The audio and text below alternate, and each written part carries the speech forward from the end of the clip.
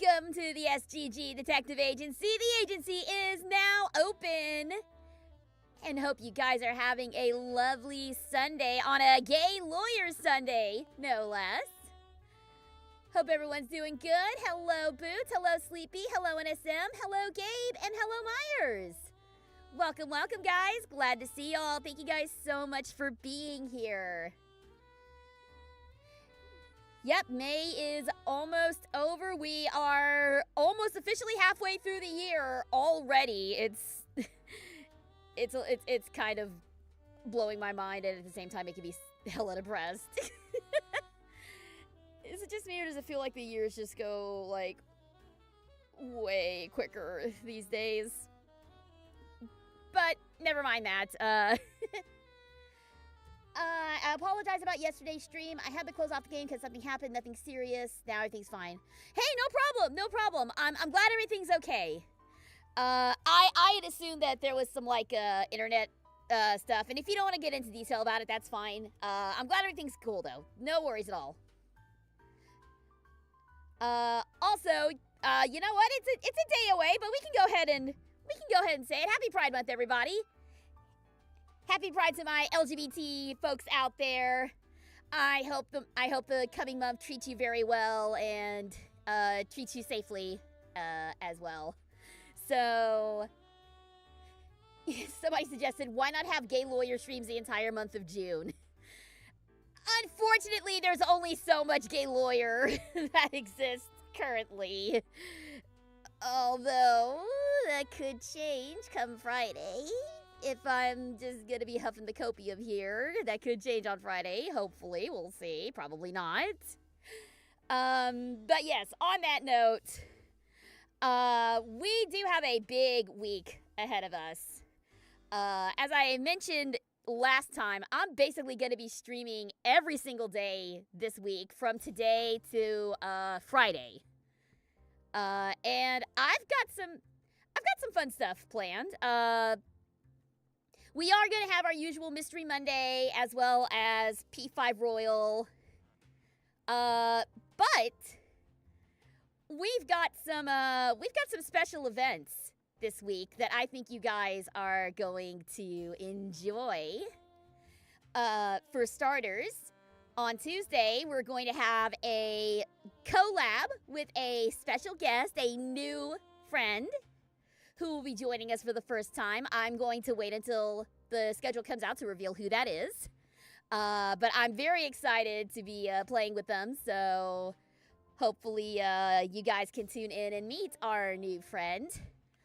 And Wednesday, I normally don't stream on Wednesdays, but we have hit a very important milestone here at the SGG Detective Agency. As of yesterday, we have officially hit 500 followers here on Twitch. That is huge. I am so happy about that. And to celebrate, I have a special little stream lined up for you guys on Wednesday. Congratulations. Thank you. I'm really pleased. So we're going to have a special little 500 followers celebration stream with something that may or may not end up well for me. You'll just have to see what happens. Mario Party will be involved if I can get my Switch capture card to working. If not, I do have backup plans. So and then Friday, of course, is Summer Games Fest, and we will be doing a live react for that. That is going to start. The show starts at 4 p.m. Central Time. The stream's actually going to start at 3:30, so we can hop on early and get some predictions in and see kind of what we're working with here.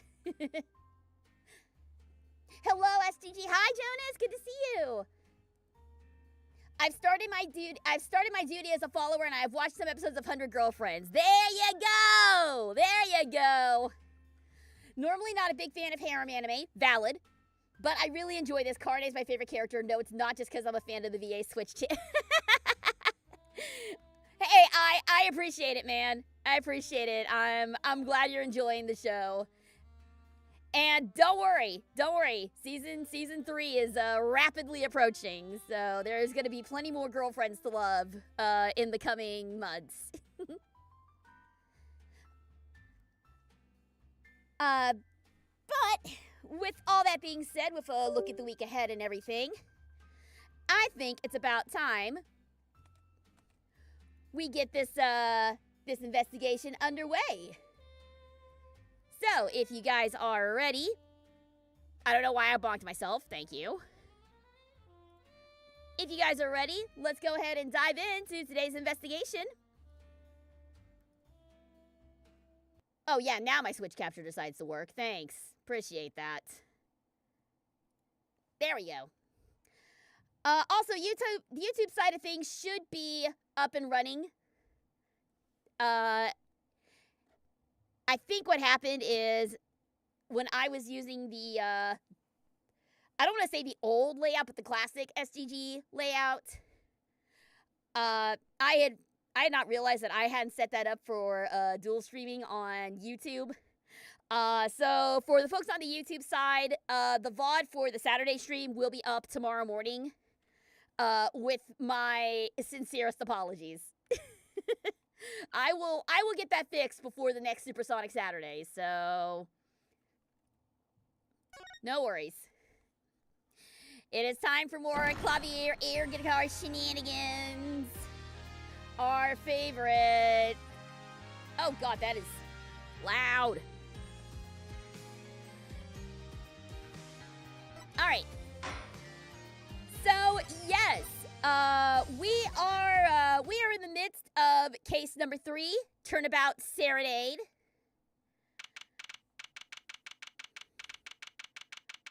I'll give it a second. We are in the midst of Turnabout Serenade, where... God, it feels like it's been a while since I've done Gaylord Sunday, so I'm trying to remember what all happened. We were backstage at the Gaviners concert, Clavier's rock band. It's like, why is it called the Gaviners, by the way? Like, if everyone there is involved with the police force, why would we, why is the band named after him? I guess because he's the lead singer? I'm not sure. Funny story about Clavier, since we'll be seeing more of him today. On my Tomodachi Island, Clavier actually fell in love, but it was to the significant other of a certain ultimate Yakuza. Oh, God. All right, well, rip Clavier then, I guess. R.I.P., sir. But yes, we were backstage, and tragically, the manager of, the special guest singer that the Gaviners had was found murdered. And then his body vanished. And then his body reappeared on stage. And who are they blaming for this horrible crime? The blind foreign kid. Yeah, so, things aren't looking too great for our client. They never are. So, with that in mind, let's dive back in. Hello, Avian! Hello. How's the game been so far? It's been good. It's been pretty good. We're either right at the halfway point or a little over the halfway point of the game. Since Pride Month was mentioned, technically it will be... It will be June in Sweden in about 2 hours, so it's fitting if you keep playing then. Oh, don't worry. We'll still be going in 2 hours. Don't worry. All right. Court is now in session for... how do I say that? Machi Tobaye, Your Honor. The pixie of the arpeggio. Right. His trial. The court is in session. The defense is ready, Your Honor. The prosecution is A-OK, Herr Judge. Very well, Prosecutor Gavin. My opening statement, ja? Is he gonna do it in song? No, actually, there was something else I wanted to ask you about. Ja? Say you're going to visit someone in the hospital with an incurable disease. What do you say to them? That's a weird question. I mean, you wouldn't say get well soon, right? You'd only be kicking them when they're down. What are you talking about? Yeah, no, what are you talking about? Where the hell is this going? Also, why did I get thrown in jail? Wait, why now? Why now? I haven't even said nothing. I wasn't even thirsted yet. How did this happen to me already? You've lost before you've even began. Stop trying to psych me out! Ow! We're not in jail yet. I gotta go through the trial first. You're kind of jumping the gun here. But hello. Oh, hello. Presto changeo. Hello, welcome. Welcome to the agency, fellow detective. Glad to have you here. Thanks so much for tuning in, and thank you for the follow. Thanks for your support. Also, hello, Stumpy. Good to see you. Thanks for tuning in as well. Great to have you guys.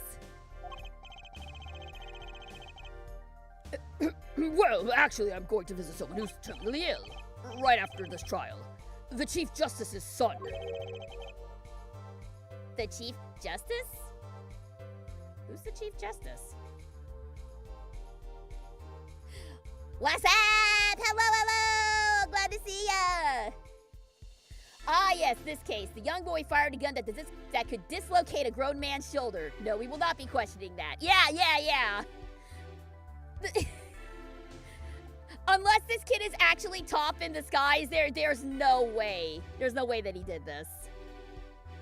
The Chief Justice? His son is afflicted with a most terrible disease. He doesn't have long, it seems. Oh, how sad for you.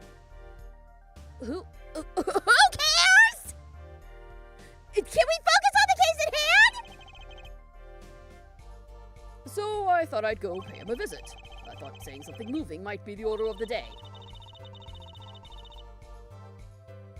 Why don't grown-ups ever just say what's on their mind instead of pretending? She's looking at me with something like disgust. Hey, what are you looking at me like that for? In any case, I'm a bit busy today, so let's wrap this up quickly. Prosecutor Gavin, your opening statement, briefly. You're in luck, Herr Judge. I believe you'll be going on your hospital visit sooner than you think. First, to review the victim in this case. Romain Letrousse, age 35. The global manager for Diva songstress La Mémoire. The cause of death, blood loss due to being shot by a large caliber revolver. This report has all the details. The court accepts this into evidence. Okay, Letousse's autopsy report. Death due to loss of blood from a gunshot wound. Estimated time of death between 9 and 9:30 p.m. Got it? Objection!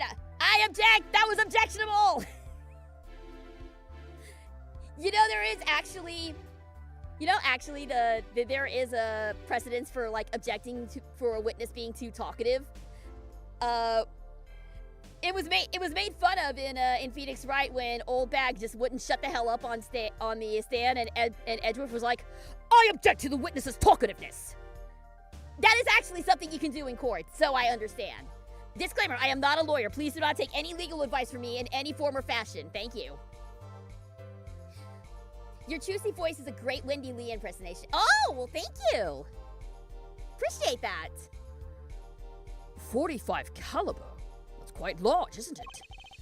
A direct hit from that could knock a man off his feet. But did a hell of a lot more than that. However, the bullet struck him in the shoulder. The damage to the body was slight. Death was not immediate. Sadly, his blood loss was such that he could not be saved.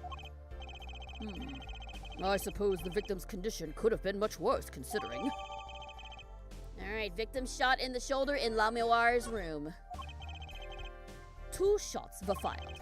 1 shot missed. The other penetrated and passed through the victim's shoulder. Both bullets were found in the wall at the scene. Observe the diagram. Damn, Clavier is on top of his shit. Well, I mean, this happened backstage in his show, so yeah, he's gonna be all over this. This is where the bullets hit. I see. The court accepts the evidence. The crime scene was Lamuar's dressing room. Something about the placement of those bullets bothers me, but I'm sure we'll get into that. If we're talking about a .45 caliber revolver, we must assume that the killer was adept at the weapon's use. Really? Yeah, apparently, weapons that size have a powerful kickback. If, say, the judge tried to fire one, it'd break every bone in his body. The defense will take more care in choosing examples!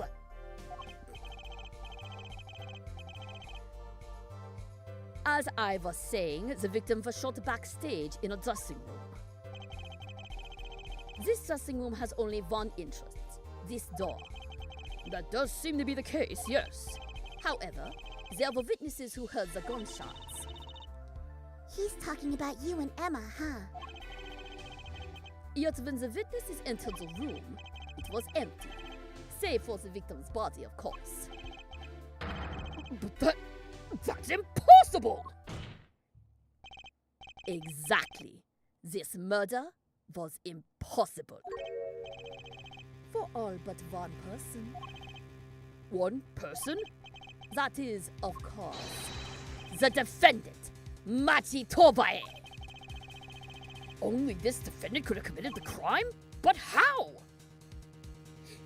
Take care, Jonas! Enjoy the rest of the stream and enjoy the rest of your day! It's quite simple. The circumstances of the crime scene make it clear. Very well. I assume you have testimony to back up this claim. Please show the witness to the stand.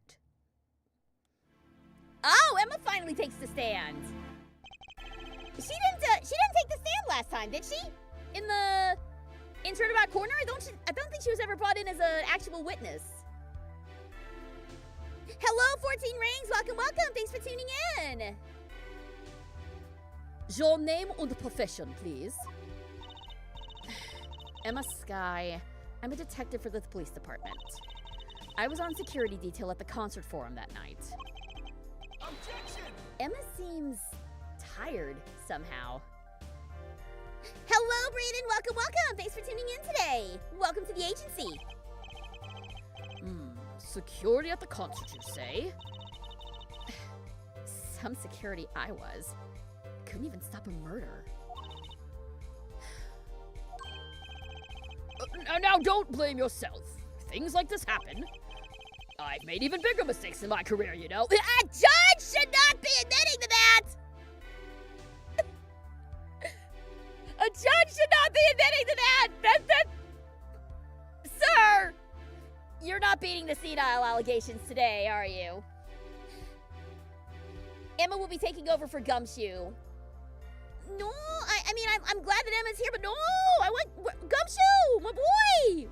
We don't see Gumshoe no more! No, my sweet boy! I'm probably gonna be here for a few and then drop out, but I do have a question. Does anyone here have a favorite obscure cartoon? How obscure are we talking here? I didn't know Miyu was voiced by Wendy. Miyu's your waifu, huh? I mean, I am not one to yuck on someone's yum. But if you are a fan of Danganronpa V3, you should know that occasionally on Sundays, we also stream Danganronpa V3. I'm actually working through that with some other voice acting friends of mine. Megami 36, Jubilee the Baking Fairy, Cole Kazaz, I think is how he says his name.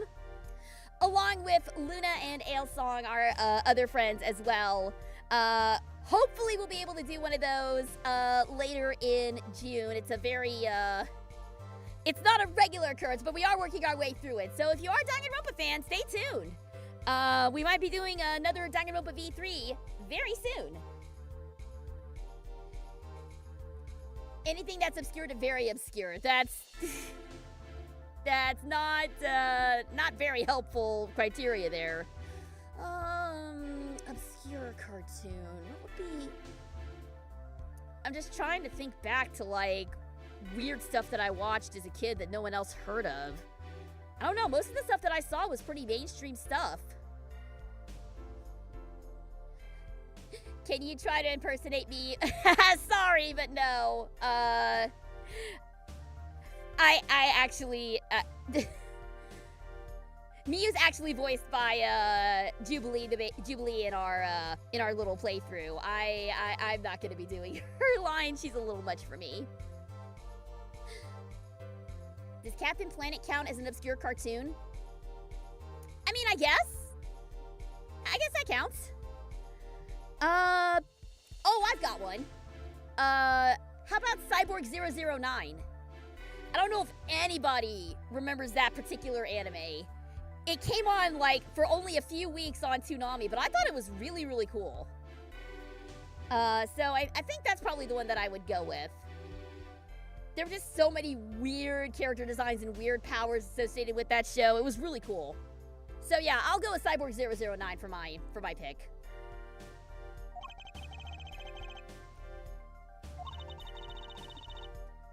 Juicy wants to hear about these bigger mistakes. Yeah, I bet you do.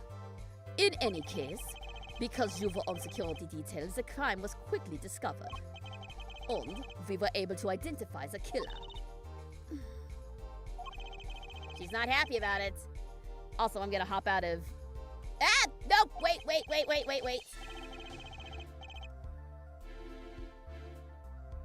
There we go. Subbing went goofy with the costume. Don't worry about that. Yeah, we're talking about favorite obscure series. So, alright, there we go. Actually, you know what? I'm doing the voices, so I really should be rocking this instead. Outfit reveal? More like lack of an outfit reveal. I don't know why, but like, I gotta fix that hotkey. That's like the base outfit of the VTuber model I'm using, and it's weird. Describe the circumstances of that day and your discovery of the crime, please. All right, Emma, what you got for us? Murderous circumstances.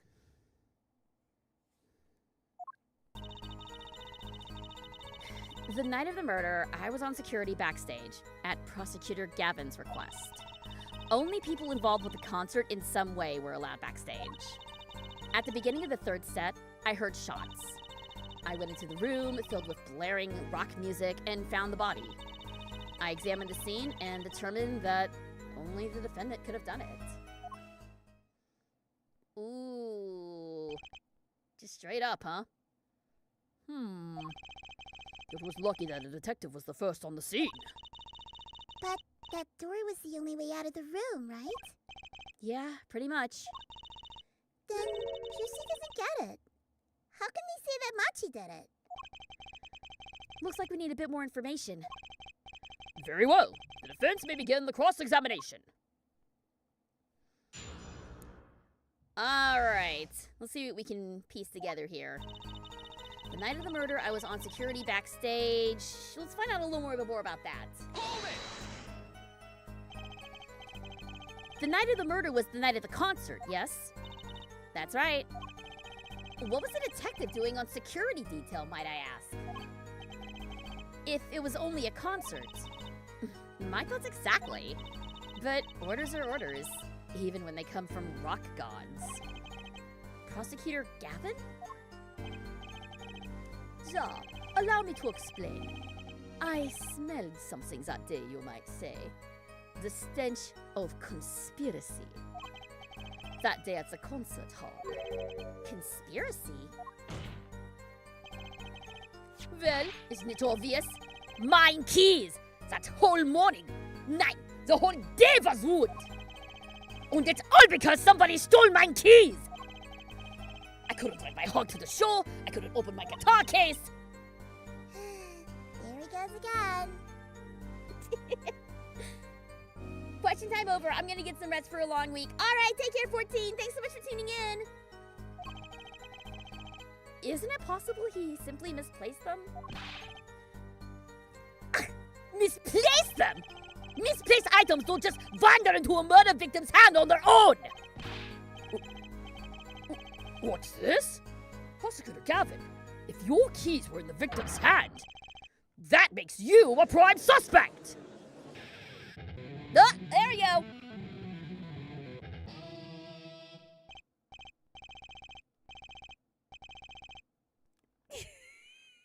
What the hell is this? Also, I wonder if anybody actually hears that music or if Clavier is just doing that stupid air guitar in dead silence. He's singing something. Does everything with this guy have to be so over the top? The killing happened in the middle of my concert. I was like a sailor, adrift on the sea of sound. Anyway, I didn't want anything else stolen, so I put the detective with the most time on their hands on the task. Oh, you punk! Bit of a backhanded compliment there. No, compliment nothing. That was just a straight up insult. Off-road detective, you're not doing anything tonight, are you? Actually, great, so you left my concert. No wonder she was pissed off. I see. I can accept that. Well, I can't! What do you mean time on my hands? Please, the testimony. Only people involved in the concert in some way were allowed backstage. That tracks. We were guests of Gavin's. At the beginning of the third set, I heard shots. Okay. I went into the room filled with blaring rock music and found the body. Let's get some info on this. Rock? Blaring, yeah. When you say rock, are you referring perhaps to this rock and roll music that's so popular these days? Get with the times, bro! That's right. When we went into the dressing room, music was blaring over the speaker on the wall. They piped sound from the stage into the backstage through speakers. That way, people in the back can hear when they're supposed to be on stage. Knowing how Clavier blurs his own theme in the courtroom, he probably timed the air guitar with a riff he recorded. Oh, so... Okay, no, I like that even better.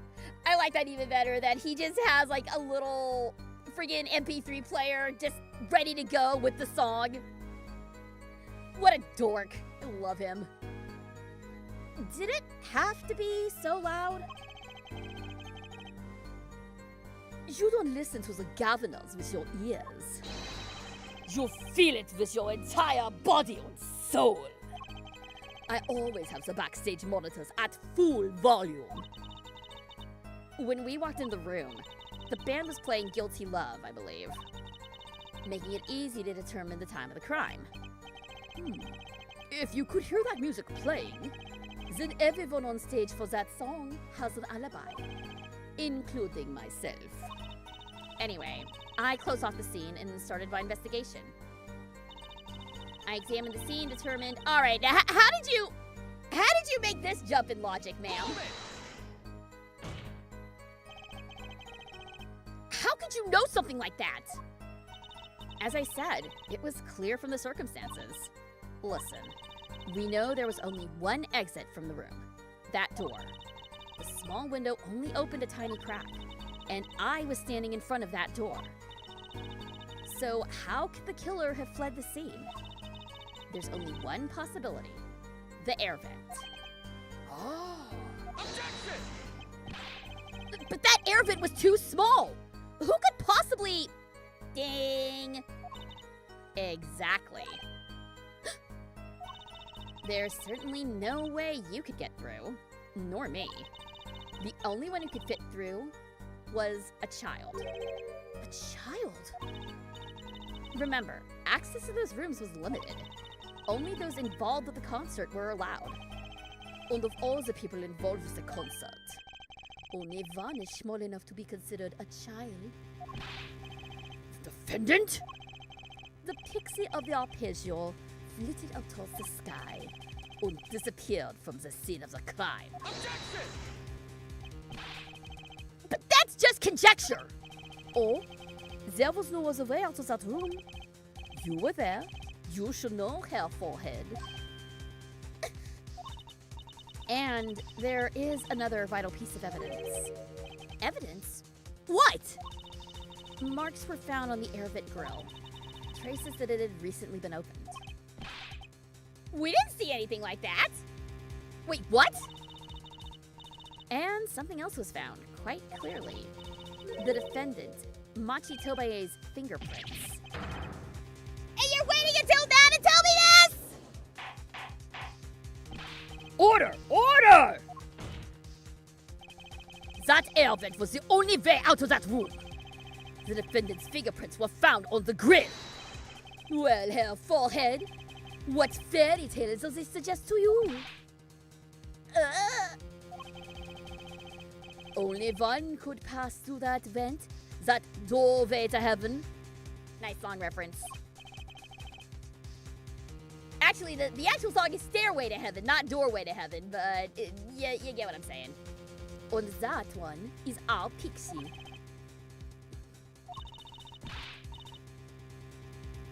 Why are you looking at Trucy, Apollo? Hey, but Trucy was out whooping it up in the audience. So that was his decisive evidence.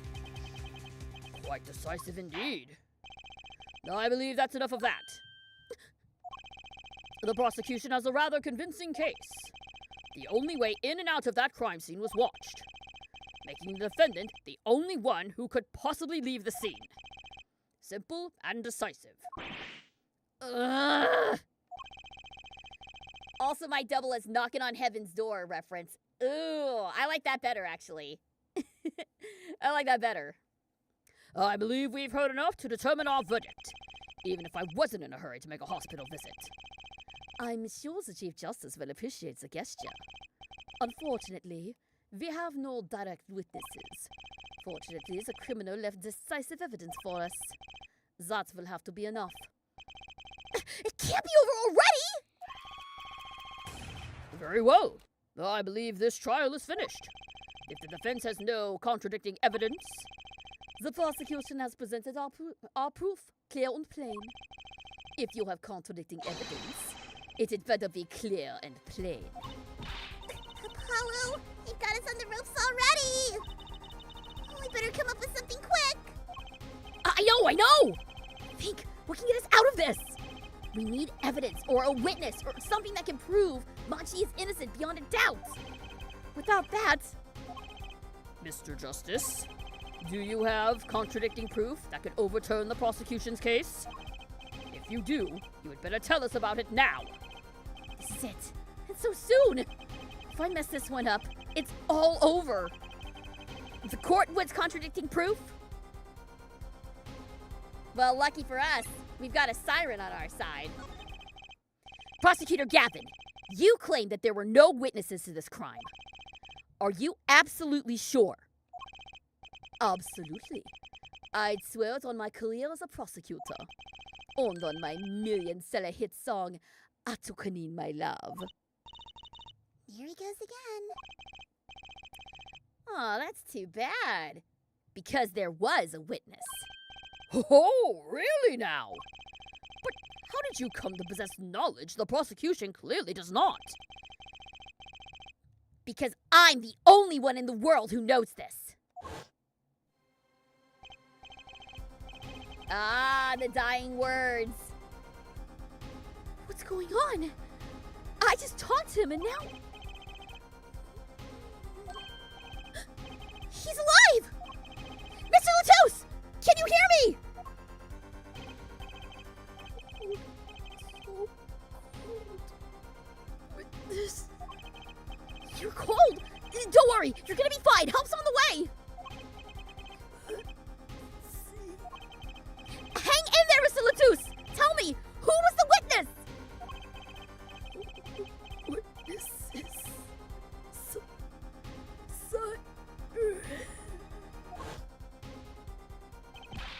What? The victim said this before he died? Perhaps he did, and perhaps he did not. What do you mean by that? All we know is what Herr Forehead says he said. It's no testimony, especially since it comes from the defense attorney himself. Objection! Bitch! But it's the truth! He said it! I even told you about it! But apparently, you ignored me completely! It's my policy to fully investigate everything I deem relevant. Clearly, this rookie lawyer thinks he can tell me how to do my job. That's enough! Mr. Justice, we need clear, contradictory proof from you. This witness of yours, unknown to the prosecution. I hope you're right. Failure will carry a stiff penalty. Perhaps a stiffer penalty than usual is called for? There's no backing out now! Let's hear the name of your witness, Mr. Justice. It's La Miroir herself! Take that! La Miroir? Recall Mr. Latusse's last words. The witness is Siren. The siren. Ah! He meant the siren. That's right. The siren of the ballad, La Miroir. La Miroir was only on stage for the second set. And she had access to the backstage area. She could have been a witness. I see. Well, Prosecutor Gavin? My claim still stands. There was no witness to this crime. Very well. Let's hear it from the horse's mouth then, shall we? Don't call her a horse. She's a very pretty lady. We will now take a break from Detective Emma Sky's cross-examination. Please show La Miroir to the witness stand. La Miroir would say nothing the night of the murder. Not today, though. Today, we'll drag that story out of her, no matter what it is. Will we, though? Hello, gorgeous. It is my distinct honor to welcome the siren of the ballad to our courtroom. You're too kind. You can speak English? Yes, I can. Though I am not very good. There is much I do not know. Oh, you speak so well. Have you spent time here before? Actually, I do not know how I came by my knowledge of your language, nor where I studied it. Well, that's suspicious. What does she mean she doesn't know? I too sought to call her as a witness, but I did not. I had a reason, of course. What's that? Okay, calling it now. Machi's actually her son. I bet Machi's actually her son or something. La Miroir suffers from amnesia. Amnesia? Okay, she suffers from amnesia. So what? We did a case where we suffered from amnesia. You didn't. That wasn't a valid excuse for you, Judge. But suddenly it's a valid excuse for a witness. I still hate Forgotten Turnabout. I still hate the first case of Justice for All. Amnesia as a storytelling trope. It's one of my most hated tropes in storytelling. La Miroir is not my true name. Yet I remember nothing of the time before I was given it. Nothing of the time before I started singing on stage. Whoa. She's even more mysterious than Tracy thought. As lauded singer La Miroir, she lives a good life. There are little difficulties for her thanks to her success. Yet, I do not wish to subject her to unnecessary stress. I see. I care surprisingly little about people's pasts. You have nothing to fear in this court, La Miroir. At least he's open-minded. Thank you. Yet, There is something I do not understand. I am being called as a witness? What might I say? No one will tell me anything of what happened. La Miroir, let me be frank. I did not want to ask you up here to testify. Yet, that young gentleman with the wide forehead over there was adamant that you stand. Oh my. Congratulations, Apollo! You're the bad guy! Ugh. Juicy is such a little punk. I love her. Well, now that you're here, please give us your testimony. If nothing else, the sound of your voice is welcome.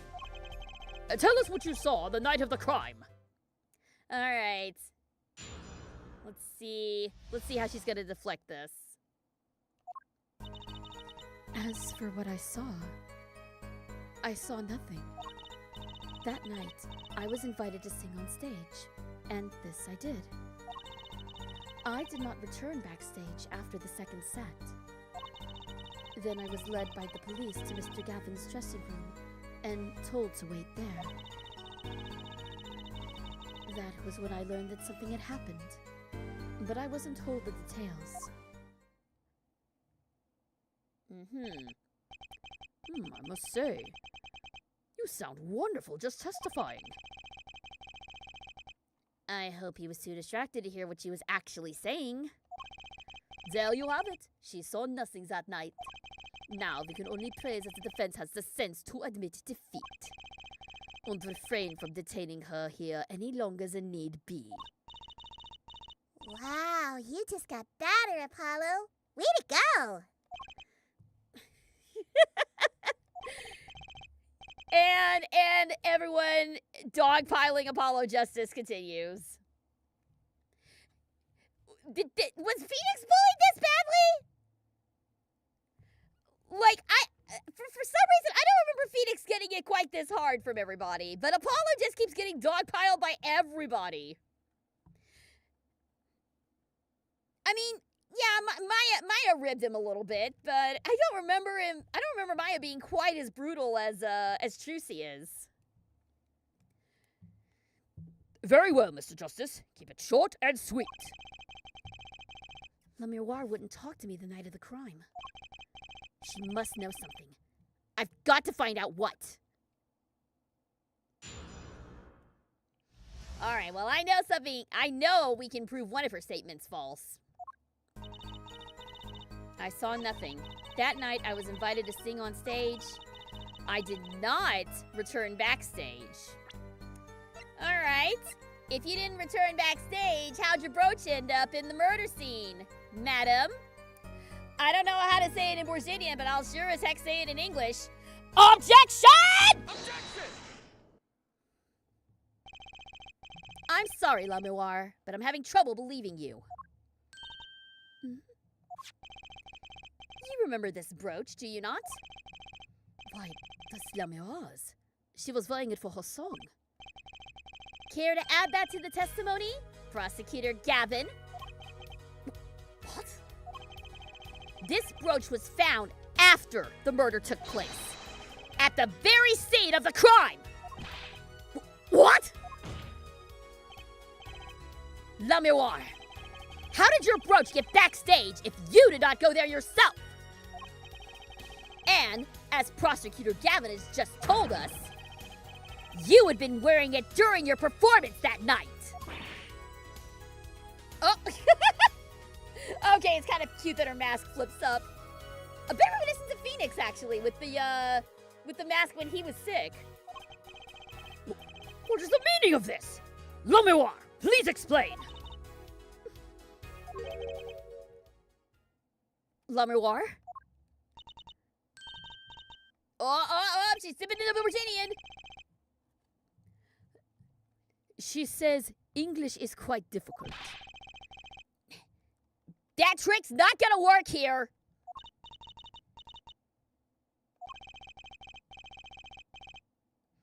Your forehead may be large, but you are a lawyer, truly. But you have missed one important fact. What now? In fact, at the time of the incident, I went backstage, but only for a moment. Oh, did she now? Think back to the moment of the crime. You know whereof I speak. Is she really saying all that? What is she talking about, Apollo? Right when the incident occurred. She's talking about that? Watch this room for me. I have to call for backup. Right, understood. You want to make sure no one comes in, right? Mr. Latouche, can you hear me? Oh, okay. Okay, so they're saying that the moment that Apollo and Trucy left was the moment that she slipped back in.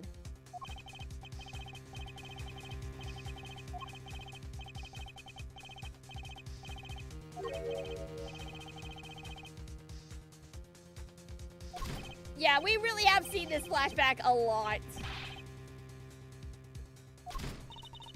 What's wrong? Emma, did you see anyone just now? Huh? No. I could have sworn I heard a door close. I looked into the room. Just a glance, mind you. So, this was when your boat dropped. That explains that. It does. There was no other time I could have dropped it. But why go at all? But that's ridiculous! You only looked in for an instant, but you dropped your brooch? Her forehead. She has raised a possibility. The only thing that can counter that is evidence. So she looked in at the crime scene. Actually, I intended to go into the dressing room. I knew nothing of what had happened, of course. But the moment I opened the door, I heard a horrible voice. Her forehead shouting, "Who's there?" no doubt. A horrible voice indeed. Stop picking up my boy! I closed the door immediately. Well, that explains the brooch. Let's return to your testimony. That's way too convenient. She's hiding something. Lamoire, you did look into the room, though, right? Yes. Testify as to what you saw. Very well. Though it was only the briefest of glimpses. When my performance finished, I went backstage for just a moment. Oh, we can perceive. All right. When my performance was finished, I went backstage for just a moment. I didn't see anything.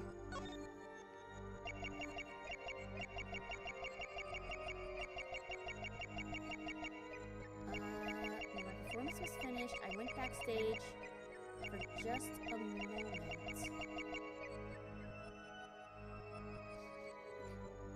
SGG, be respectful. I'm trying to! I'm trying to.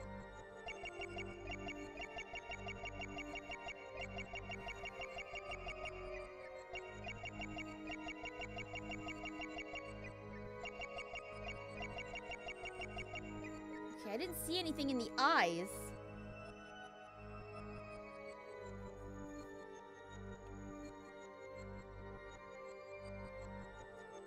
There's another testimony that opened up. What do you mean? Did I perceive on the wrong one? Or do I pass?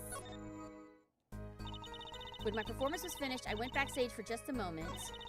I saw nothing. The late Mr. Latouche's body was behind a wall. Oh, I see what you mean. Okay. Well, we didn't see anything there. Let's try looking here then. I saw nothing. The late Mr. Latouche's body was behind a wall. Okay. Nothing in the eyes.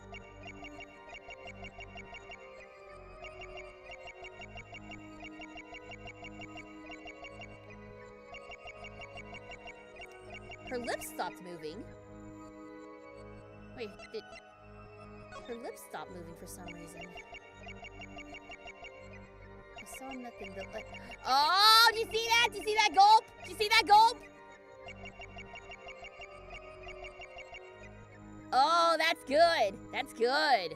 All right, one more time and I got her. I saw nothing.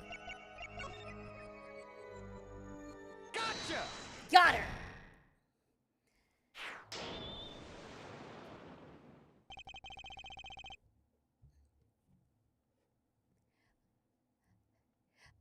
I get where he's going with this. How did you know he was already dead?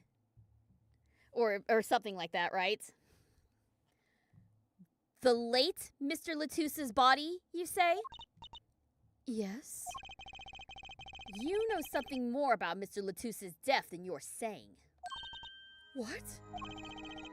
I can see you trying not to remember, but the effort made you swallow. You can't fool my eyes. It is true. It was so terrible after all. Why did Mr. Latousse have to be shot? One moment, La Miroir. Yes? What was that you just said? Why did Mr. Latousse have to be shot? Yes.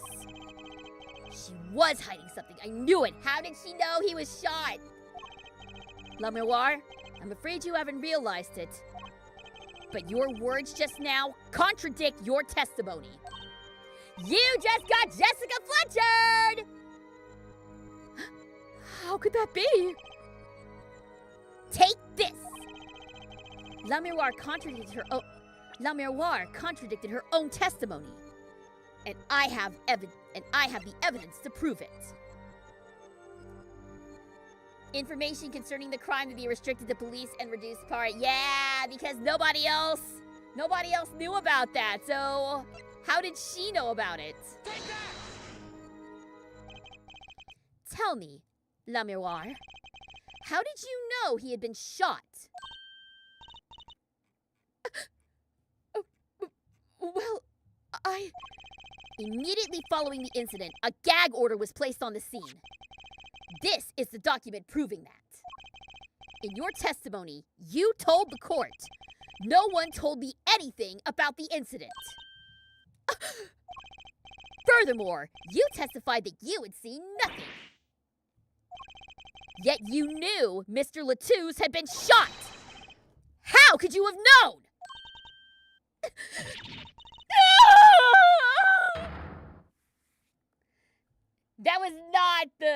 That did not sound anything like York, but whatever, it's fine. I think you guys get the idea. All right, so La Miroir was lying all along, but why? Well, we will hopefully find out in 3 minutes. We're gonna take a quick break, and we will resume the investigation in 3. See you guys then.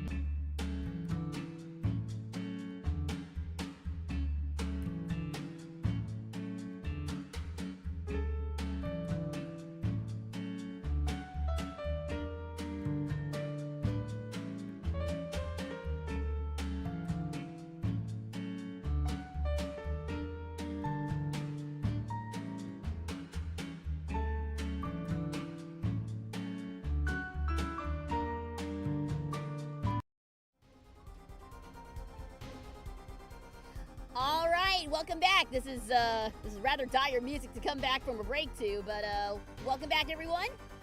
For those of you who are just tuning in, we have learned that our witness, La Miroir, knows more about the murder than she lets on.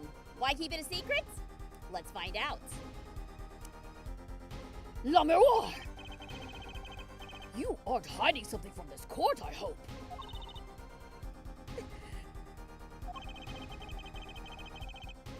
That sweet song of hers was sounding a little too sweet.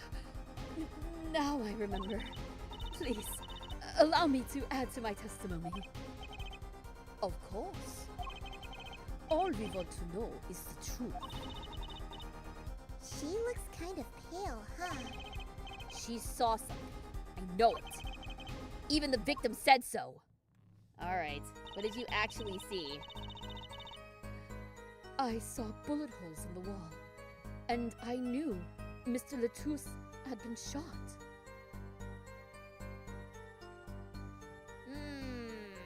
Hold it.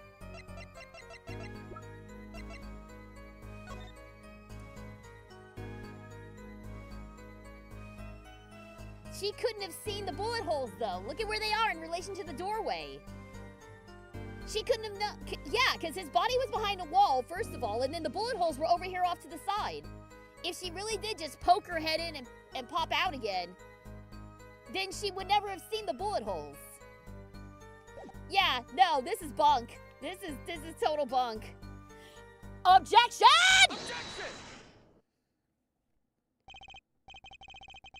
La Miroir, they call you the siren of the ballad. But lies are hardly becoming of such a creature. A put-down worthy of our prosecutor, Mr. Justice. Such put-downs are hardly becoming of you, Apollo. Stop polishing your forehead and start polishing your character, yeah? Come on, can I just be cool for once? No, you can't. You don't get to be cool. You haven't earned that right yet. Observe the diagram! La Miroir, you looked in from the door for just a moment, correct? Yes, that's so. There were bullet holes in that room, yes. But they were in the wall the door is on. You see? Assuming you merely glanced into the room, you couldn't have seen those bullet holes.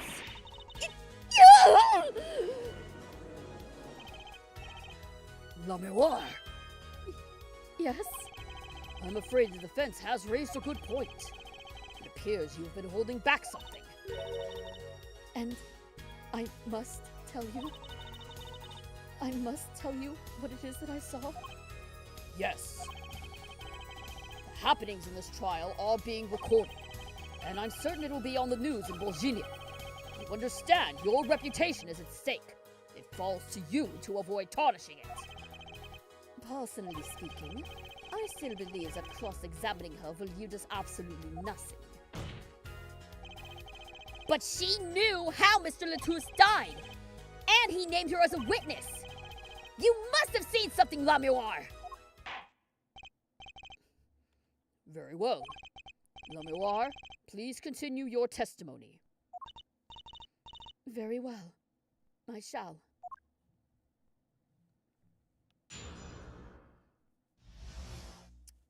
What I saw, part 2. The reason why she keeps it a secret and refuses to comply is one of the most frustrating things about this case. Oh, is it? All right, well, don't tell me anymore. Don't say anything else. Don't tell me anymore. I do hope that this is not going to be another Alba situation, but we'll see. We'll see.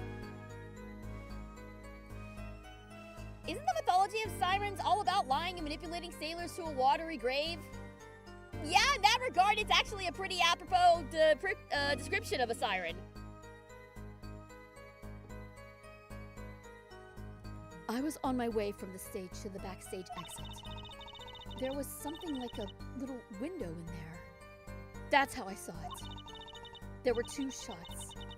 I couldn't do anything to stop it. But it wasn't Machi. It was a grown person. I know it was.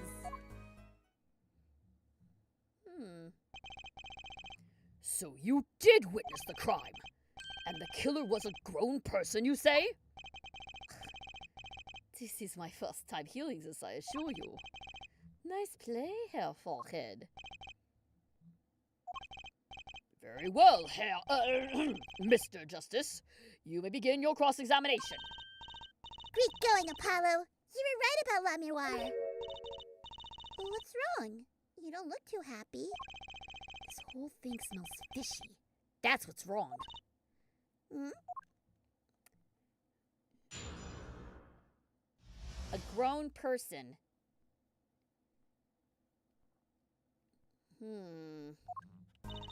That phrasing is interesting to me. There were 2 shots. I couldn't do anything about it. It wasn't Machi. It was a grown person. Yeah, let's find out more about this. A grown person. That's a bit vague. I am sorry. My skill with your language is lacking, I know. Certainly you could at least see whether the shooter was male or female. It was a man. A young man. And you're sure of that? Yes. His voice was quite clear. Voice? Looking at this diagram, it seems the dressing room was quite cluttered. It does seem likely that you wouldn't have had a clear view of the shooter. As a singer, I rely more on my ears than my eyes. When I hear a voice, I do not forget it. Hi, Ibuki. Good to see you're alive and well. For now. That voice was the voice of a man. So you heard a voice. But wait. Couldn't that have been the victim, Mr. Latouche? Absolutely not. Did I not just say that I do not forget a voice? If it was Mr. Latouche who spoke, I would have known. Indeed. So you were at the window, and you heard the shooter's voice. The voice of a young man. Apollo, this is a good testimony. That proves it wasn't Machi. Indeed. If this turns out to be true, it would cast this case in a considerably different light. What is the defense's opinion of this testimony?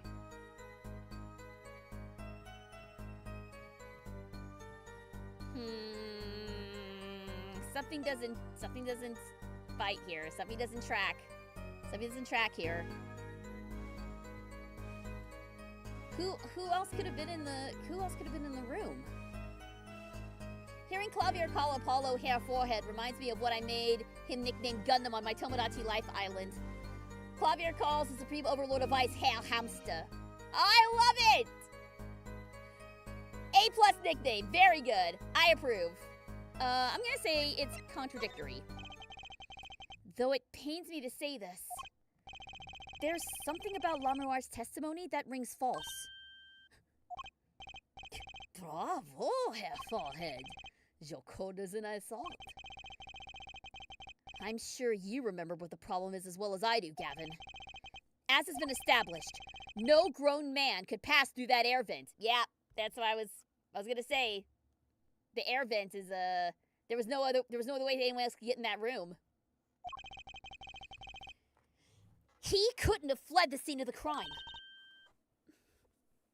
But that means La Miroir has to be lying. I know. And I know it's bad for our case, but I can't shut my eyes to this. Believe me, the idea was tempting. It is as Herr Forehead says. Yet, this is not the only contradiction within her testimony. What next? What is he talking about? Meanwhile, Gundam calls Clavier the Nocturne of the Law. Very good. The Nocturne of Law. I guess that works. I was expecting something a little more musical. But Gundam's not really a musical guy. Nocturne of Law works. La Miroir, I understand why you would want to protect Machi. Yet remember, you are the siren of the planet. And lies do not become such a creature. What does the prosecution mean? Apollo, what's he talking about? that. Like I said, you have not earned the right to be cool, Apollo. I recall the state of the crime scene quite well. The state of the room? Yes. And when the murder took place, that window was closed. I find it hard to believe you could hear a voice through it. But I'm sure. La Mémoire, I have nothing but the highest regard for your musical sense. But my opinion of you as a witness is somewhat lesser. Objection! But she's the only eyewitness we have. Objection! So you say? And the victim named her, the siren, as the witness? That's right. That's what Mr. Latouche. We heard your claim. We even entertained the possibility, and it brought us to this. Herr Judge? Yes? The prosecution requests that the witness be excused. Please. I'm afraid I must honor the prosecution's request. There is indeed a question of the witness's credibility. But if La Mémoire can't testify, Then we don't have a chance of proving Machi's innocence. This cross-examination is over. Prosecutor Gavin, you may continue making your case. Danke. Now, where were we? Ah, yes. I would like to hear from Fräulein Detective again. Objection! wait! Let me hear La Mémoire's testimony one last time. The cross-examination is already over. Until such a time as a need arises, this witness may leave the stand. I'm sorry I could not be of more assistance. All right, y'all two are in cahoots. Y'all two are in cahoots. What the hell's going on here? What do y'all know that I don't?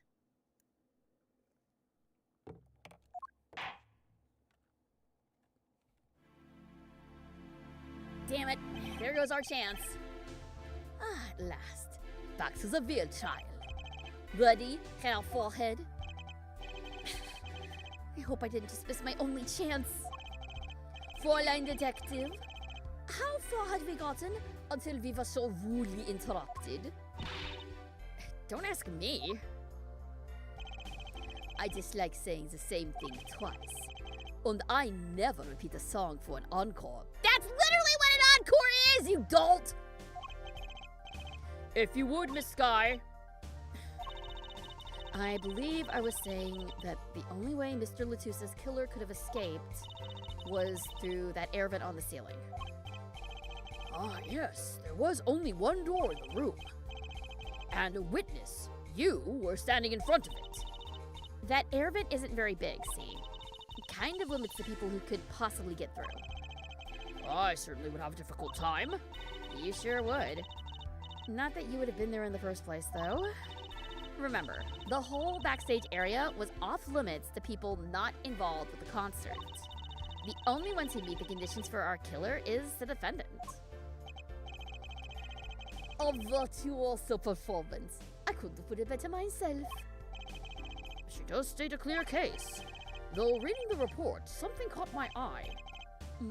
Oh, what's that? The circumstances of the defendant's arrest. The circumstances? Again? Hey, that's right, Apollo. Remember when we found Machi? That was bizarre. She's right. Why did Mr. Latouche's body disappear from the room? And end up on top of that stage tower? Because drama, that's why. Holding a guitar, no less. A perceptive observation, Herr Judge. Oh, thanks. It was kind of an accident, really. But you work in this job long enough, and you get a nose for things.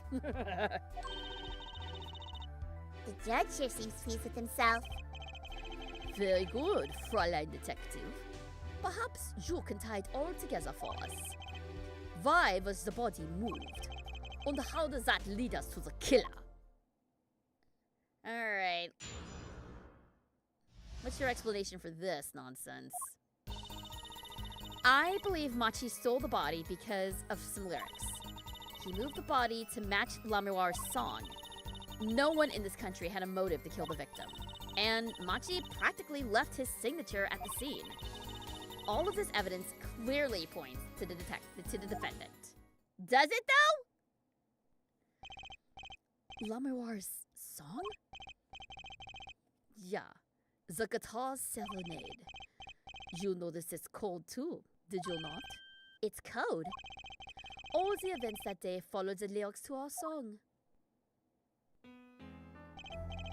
First, the keys my heart held onto so tightly were stolen. Then Prosecutor Gavin's guitar burst into flames on stage. Mr. Latusse's life was taken by a bullet. The rest hardly needs explanation. Guitar, guitar, up together to the sky. That's mad! It's like a story out of a fairy tale! I admit, I'd forgotten about the song. But there it is now, waiting for me. The grand finale, as it were. Hey! You know Trucy was the one who first noticed that. I've heard of jumping rope to songs and counting to songs, but killing to songs? It's a vile word out there, Herr Judge. Very well. We've heard one song and dance. Let's get on to the next. The cross-examination. I'm not so sure I'm going to be doing much singing. Alright, what about this signature? What was Machi's signature? I believe Machi stole the body because of the lyrics. He moved the body to match the song. No one in this country had a motive to kill. Machi practically left the signature at the scene. What do you mean by his signature? The bullet holes in the wall, of course. The bullet holes? The revolver was fired twice. One shot missed and left a hole in the wall. And that means what exactly? That dressing room isn't exactly spacious. Picture the shooter facing off with the victim in there. They can't have been more than 5 feet apart. It would be difficult, almost impossible to miss at that range. Difficult to miss, you say? Very. Assuming the shooter could properly aim. So because the shot went wide, just because the shot went wide, you think that it was the blind kid that did it? This is ableist! You can't be serious! Machi, he can't see. That's why he missed? It's the only explanation that makes sense. He used sound and other senses to fire the gun. Poorly. That reminds me. The monitor in that room was blaring at the time, yeah? Hardly ideal conditions for tracking by sound. Yeah. I don't suck at aiming while I'm hunting. I'm just blind. No, that's not how it... Oh, God. A blind shooter. No wonder he missed. This is ableist. This is so ableist. This is really annoying, actually. I knew those bullet holes would come back to haunt me. Thank justice. What do I do now? Do what you do best, buddy. Object. Sure, there were bullet holes left in the wall. But that doesn't prove the shooter couldn't see. Oh? How so? Well, there could have been a struggle with the victim. That's certainly possible. And it might have been the revolver's fault. The revolver? The revolver was a very large caliber, correct? If the shooter wasn't used to firing such a large weapon, I could dislocate their shoulder. Exactly. The defendant, Machi Tobaye, is, as you can see, tiny. It's not so hard to picture him firing the gun and missing entirely. The kickback alone would have thrown off his aim.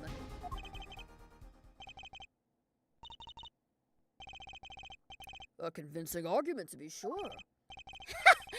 Take that, smug prosecution. Okay, he is kind of cool when he smiles. All right.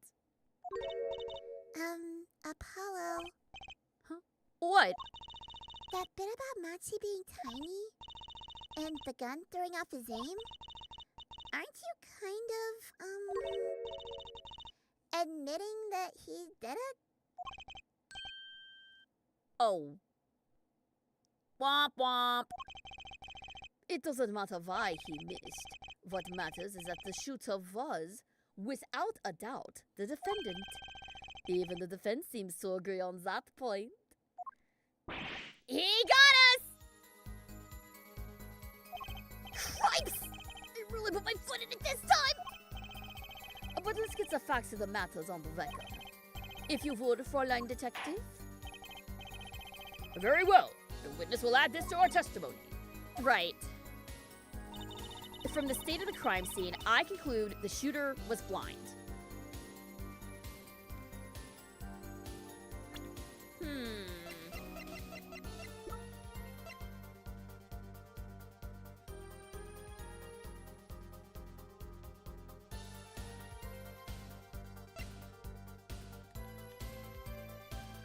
There's gotta be something from the state of the crime scene. I conclude that the shooter was blind.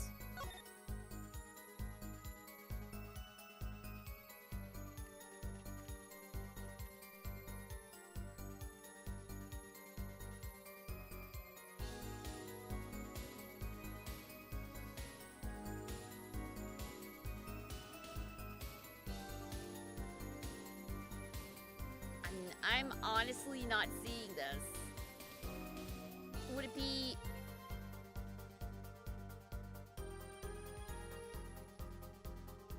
Is it the...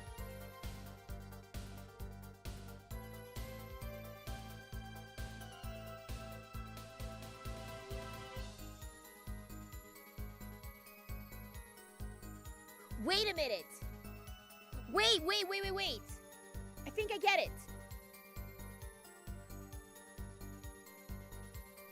The signature's, look here. The signature's smudged, yeah? Well, if the shooter was blind, why smudge the signature?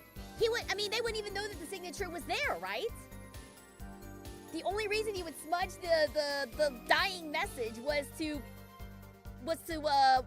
wipe it away, but he couldn't have known if he was blind, right? I think I'm onto something here.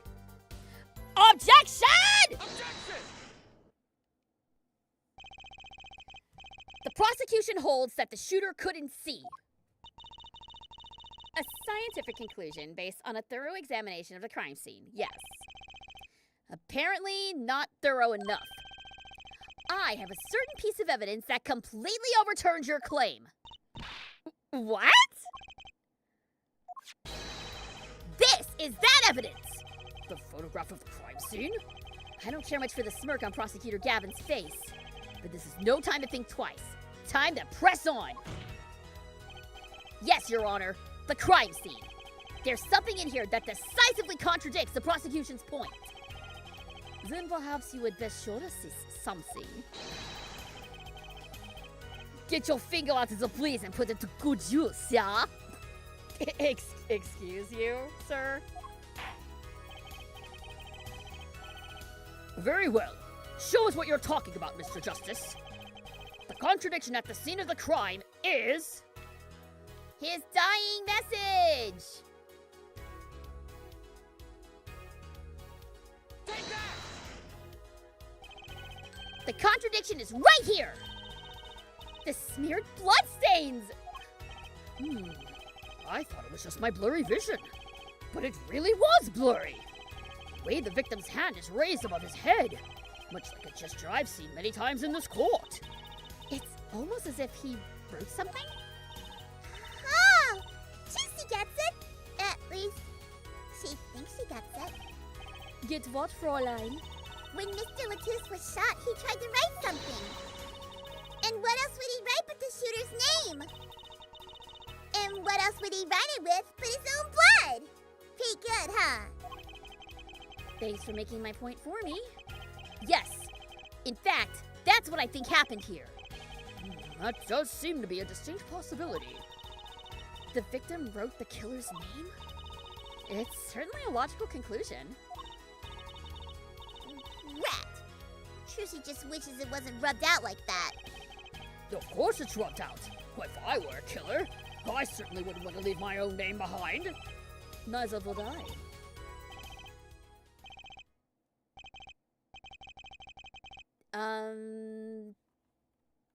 No one has anything else to say?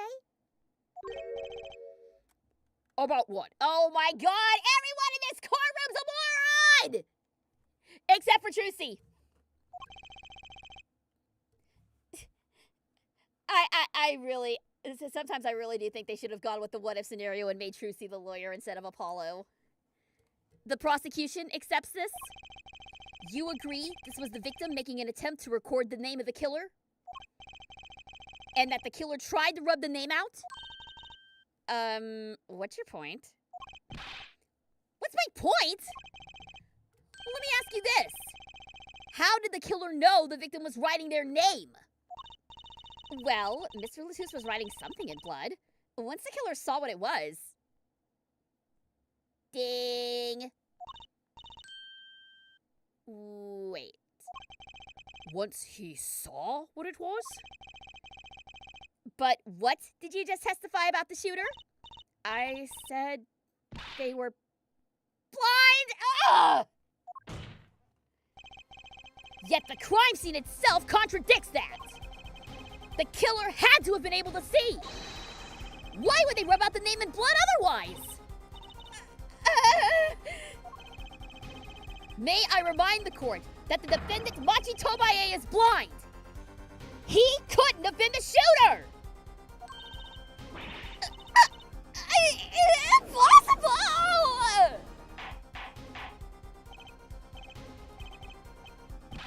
Everyone is a moron except us.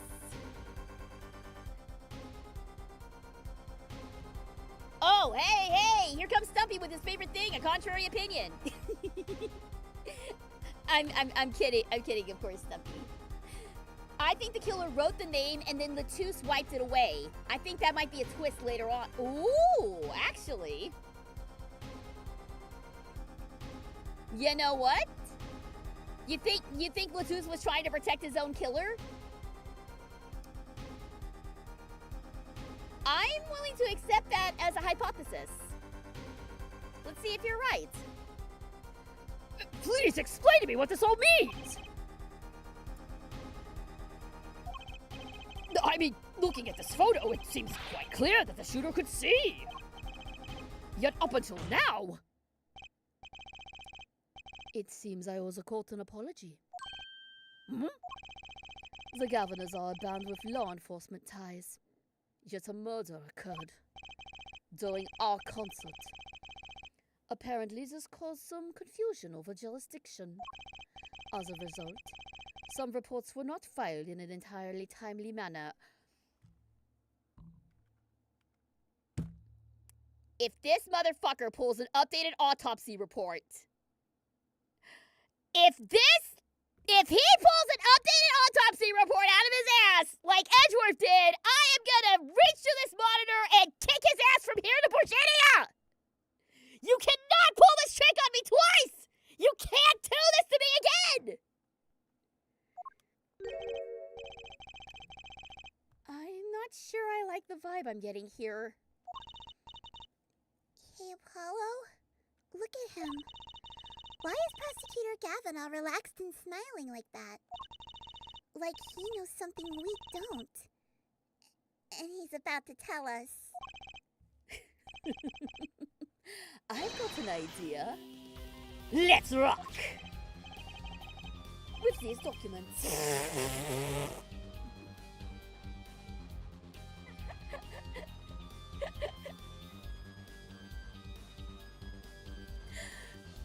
Oh my god!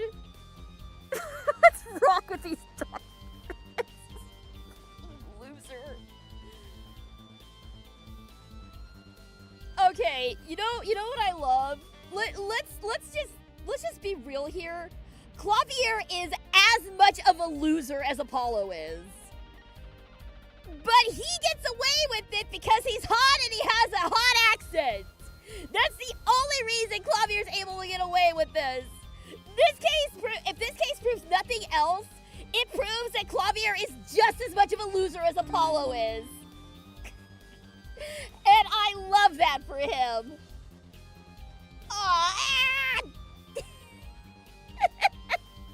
It's true! You can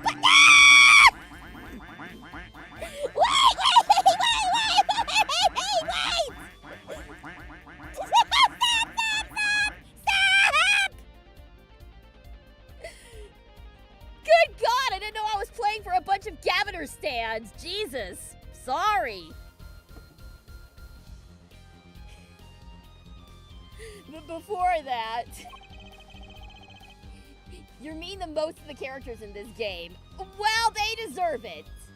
They deserve it. Let's be real. I have a question for the Fräulein detective, if I may. What? Tell me, why do you think that Machi Tovaye is blind? You were the one standing him by calling him hot. Okay? That's a statement of fact! You can be hot and a loser at the same time. The two are not mutually exclusive.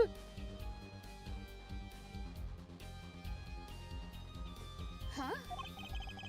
Whoa, what the hell happened to my model there for a second? Okay, there we go. What did he say? What are you saying? Of course he's blind. Of course. He's the blind pianist, right? So he's... Doesn't Lenoir lead him around by the hand, like, all the time? Oh, I see where this is going. Lenoir not speaking English was just something that they did for publicity. Maybe Machi being blind is the same thing. No way. I have a report here on the defendant, Machi Tovaye. According to this, Machi Tovaye can see perfectly well. Motherfucking autopsy report! Again! Excuse me. I cannot believe they did this to us again, though! Again!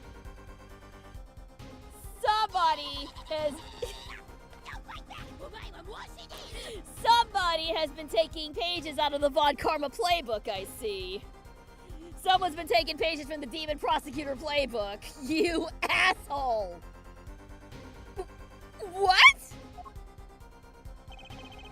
His blindness was merely a publicity ploy by those clever Virginians. He can see quite well. Objection! But you said... What did I say exactly? Her forehead. Not once in the course of this trial have I claimed the defendant was blind. Oh! Oh, you punk! The only one who did was the Fräulein detective. I mean, that's still... Isn't that still omission? Isn't that still leading the witness? Isn't that still completely unfair? A significant fact, yes. Consider, Machi Tobaye sees, and he was the only one who could have fled through the air vent. I see no problems with this. What about the bullet holes in the wall? Ah, yeah, the bullet holes. I believe her forehead neatly explains those for us. He didn't miss because he couldn't see.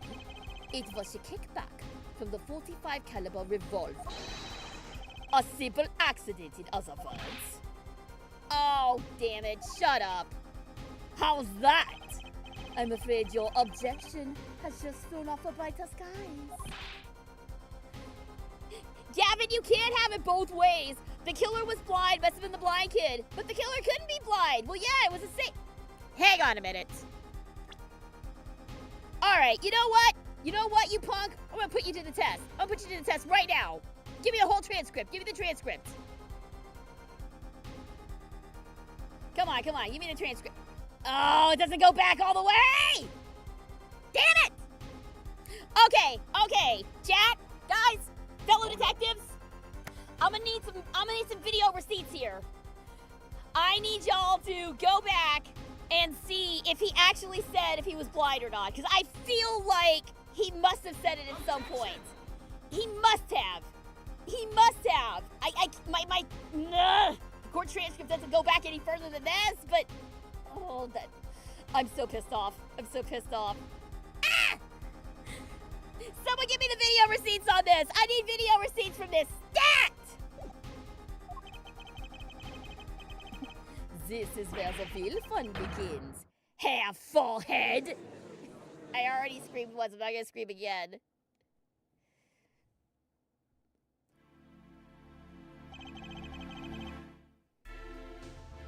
I knew you didn't have what it took.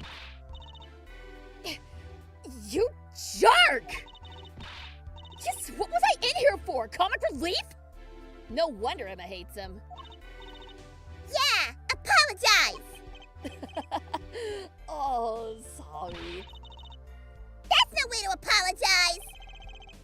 He's angered the Trucy now. Look out. If we could please end the bickering now. Whatever! I am not leaving! I can't leave like this! I'll come up with some clue to solving this case, even if it kills me! Your testimony has already given us enough to convict the defendant. Don't say that! What? This bloodstain. Or aha, I mean. Aha! This bloodstain. The criminal tried to wipe it off, right? That seems to be what happened, yeah. We might be able to find out what was really written here. Really? You can do that? That's right. With this. It's called luminol. And the luminol's back! Maybe you know of it. It's a chemical that reacts to blood. Ah, yes. Have we done those tests yet? As if I'm going to tell you, bitch. The bloodstains cover a section of the carpet. In order to perform blood tests, that section was removed and submitted. Perhaps we should request it here in court now. Right. Go for it, Apollo. Wait, I have to do the test? You just have to spray the luminol on it. Simple. A chemical that reacts to blood. I've heard of this somewhere. Yes, I believe an analysis is called for. Have at it. All right, here we go. Right. Ready? It's easy as pie. Just press A to spray an area. Here, give it a try. The eyes of the entire court are focused on me. The eyes of the court are upon you. Apollo, your hand's shaking! Let's do this! Bip. Oh, hello. That looks like nothing. JPYX314206. What is it? Wow, it really works. Okay, hang on. IPYX314206. No, it's the Wi-Fi password! Oh God, is this gonna be... Is this gonna be Leon all over again? Is this gonna be 11037 again? The number that is ingrained into every Danganronpa fan's head. This must be the power of science! It says IPXX314206. Is that the killer's name? Maybe it is. If the killer was a robot. Aha, I have it. So what is it? I saw those letters. IPXX looked familiar. This is an Interpol ID number. Interpol? Lang? Agent Lang? Interpol? You mean the International Police Agency? Emma, you know Agent Lang. You know this already. Yes, most are undercover agents working to solve international crime. But why would he write that number? Why would Mr. Latouche even know a number like that?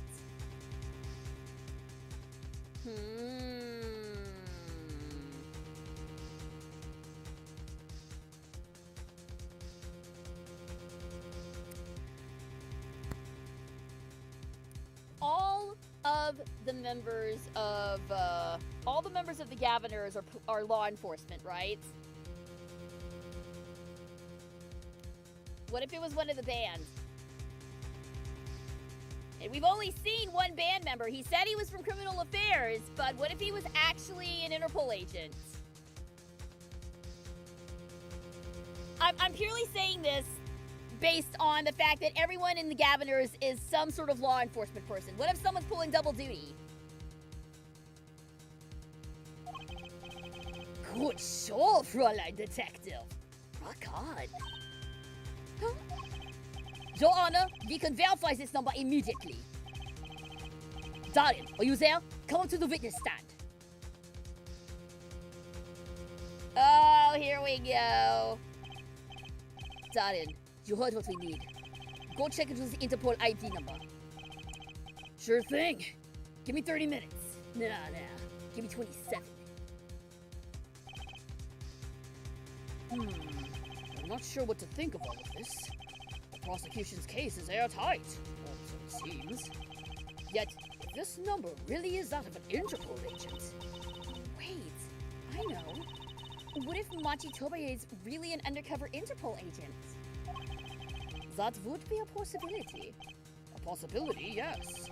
And one that would mark him as the killer for certain. Oh, I see where they're going with this. The whole blind kid was his cover, huh?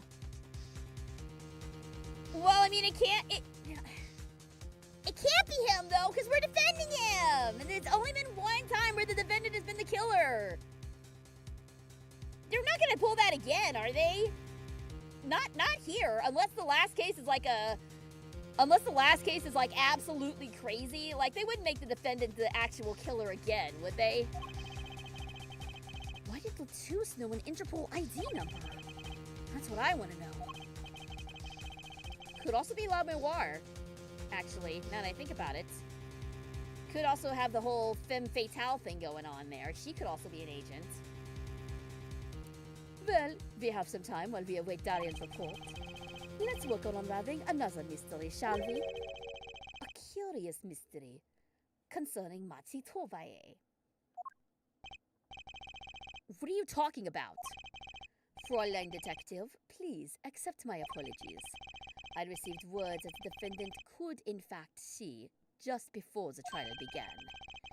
It seemed too much of a bother, to tell you. You had me until that last bit. Does this not raise a rather straightforward question? Well, sure. Why did Machi pretend he couldn't see? Exactly. It makes little sense. What do you think, Herr Forehead? Huh? Me? Matsi Tobaye pretended he was blind. Do you know why? How could he know?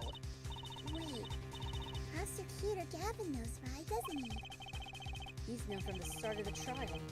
He's been leading us on the whole time. Something wrong? Do you think perhaps this is all some kind of a game? Don't you get meta on me, you punk. No, that the moment I heard that report, I knew why. I suppose people who have sold over 1 million records really are something else. What does that have to do with anything? There was a reason why Matsi Tobaye pretended to be blind. But it wasn't for his own sake. Getting the picture now? It wasn't for himself? Well, Mr. Justice, can you present evidence that shows us why the defendant had to feign blindness? Can we?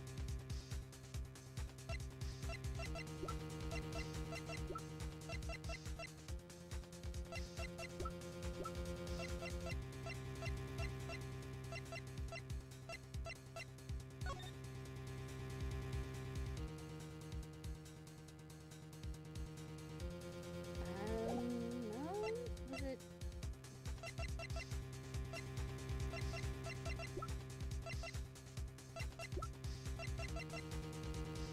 Was it because of the whole, La Mémoire thing? Was it like part of the, it was part of the act, right?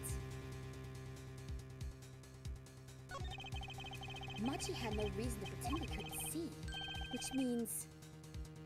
No, it couldn't be. Good show, Herr Forehead. Seems you thought of something. Why can't I figure these things out on my own? You haven't earned the right, I keep telling you this. I hate having to take my cues from this guy. Very well, look at this. This is why he was pretending he couldn't see.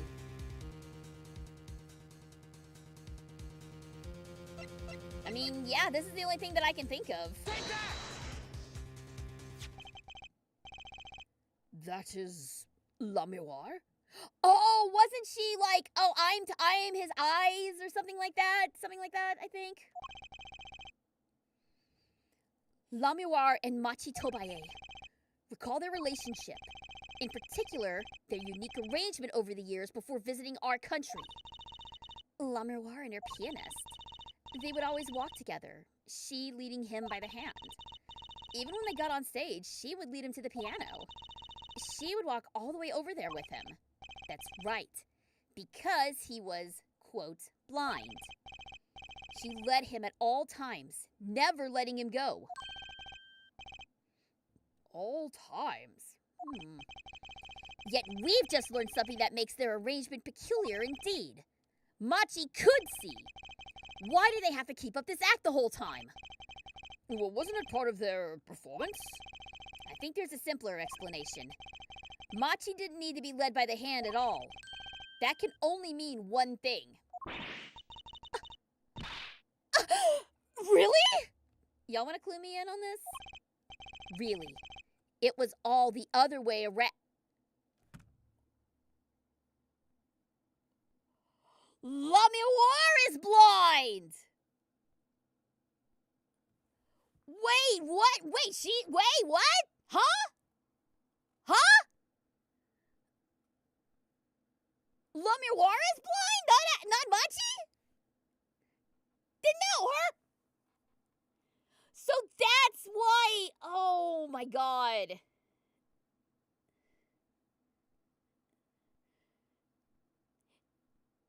Then yeah, no, that completely explains why she was lying about seeing it. But how, wait, but no! Mr. Latou said she was the witness, so what?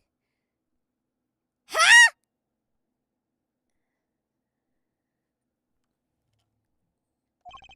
The one who needed to be led by the hand was La Miroir. What's this? So you mean to say that La Miroir is... she's... Yes, Your Honor. La Miroir is blind. What?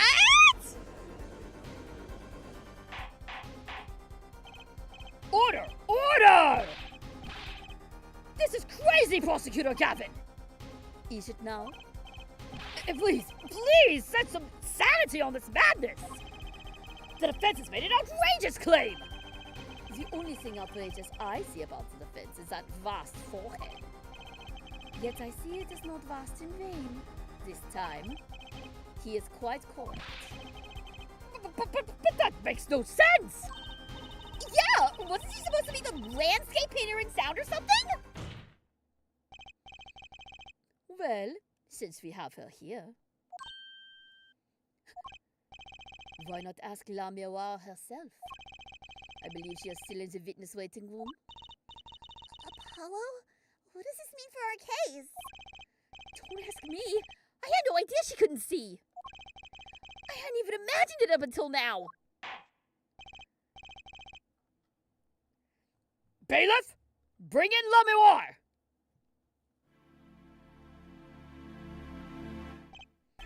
La Miroir, it pains me deeply to call you before us again in this way. And yet, I must. Please, do not be concerned on my behalf. Those eyes. She really can't see? Really? It is true. How funny it is that a tiny lie born in the Brazilian countryside would one day grow to entangle the entire world. So, you really are? Yes. As I mentioned before, I have no memory of the time before I became La Miroir. Know too that my memories begin in darkness. The word light has no meaning for La Miroir. I see. You may recall me saying something towards the beginning of this trial, Herr Falkhead. What's that? I believe I said it was unfortunate as this crime had no direct witnesses. Now, La Miroir, I must ask you to stand once more. Would you testify to the court about your eyes? Of course.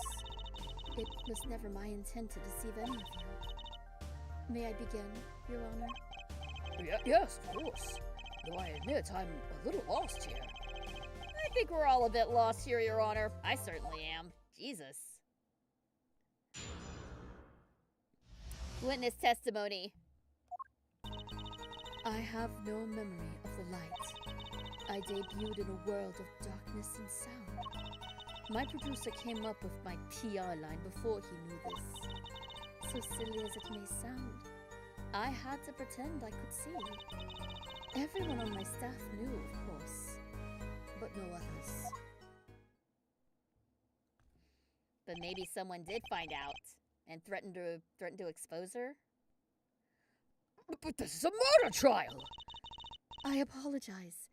It was part of my contract, you see. I was to keep my blindness a secret no matter what. Music is everything for me. I never imagined something like this would... She told us the truth since the beginning, when she said she saw nothing. Oh my god, shut up.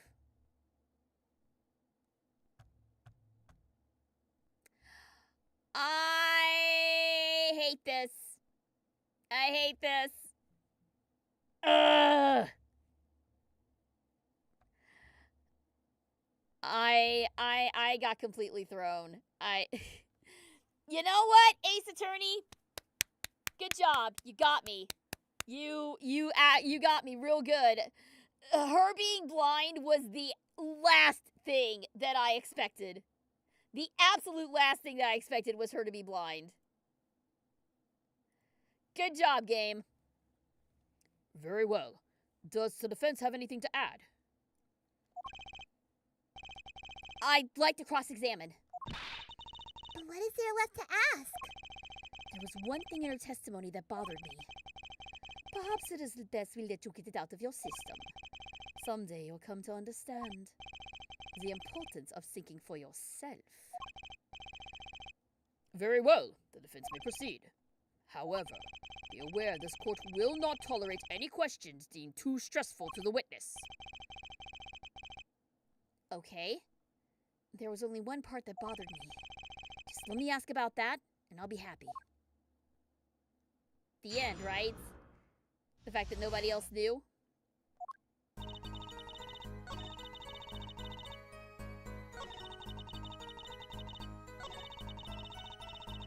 I had to pretend I could see. Everyone on my staff knew, but no one else. Was that true? When you say your staff, do you include Mr. Latouche? Of course, he was my manager, so he knew. That's what's been bugging me. Something the matter, Mr. Justice? I believe I know what is bothering our young defense attorney. You are thinking of when you discovered the body, yeah? Is he right, Apollo? Yes, I was.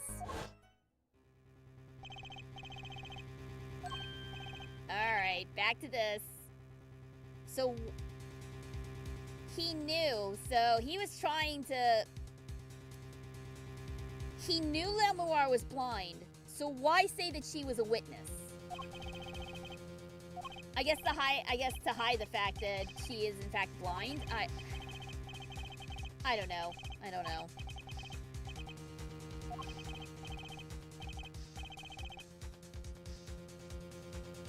Who was the witness? The witness is Siren. He didn't say La Miroir was the witness. He said Siren. We all assumed. So we all assumed that Siren was La Miroir because she's called the Siren of the Ballad. So there's somebody else floating around with a called Siren then? So I'm wondering if the Interpol agent, maybe their code name is also Siren. That seems like the dumb sort of trick that this game would pull on us. Mr. Latouche told me to ask the witness, and he named you. Why would he do that? He knew you were blind. I don't know. What did I just say? You need to learn to think for yourself. Meaning what? There's no mystery here if you recall everything he said. Think of his last two words once more. The witness? Siren? We've heard them many times, along with a little play acting by our defense.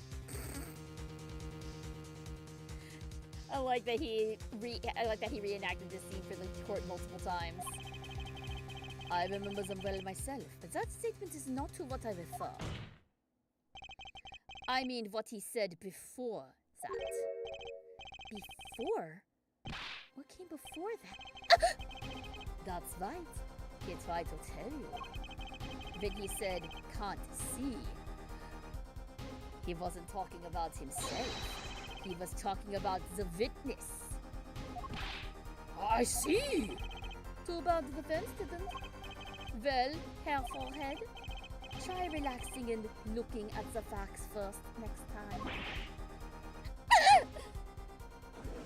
She's still a witness, though. Even though she can't see, she was still present. That still counts as a witness. Right? Order! Order! Recall Lamiral's earlier testimony. I was on my way from the stage to the backstage exit. There were two shots. I couldn't do anything to stop it. But she couldn't have heard those gunshots! I thought we proved that! That is not the most important point here.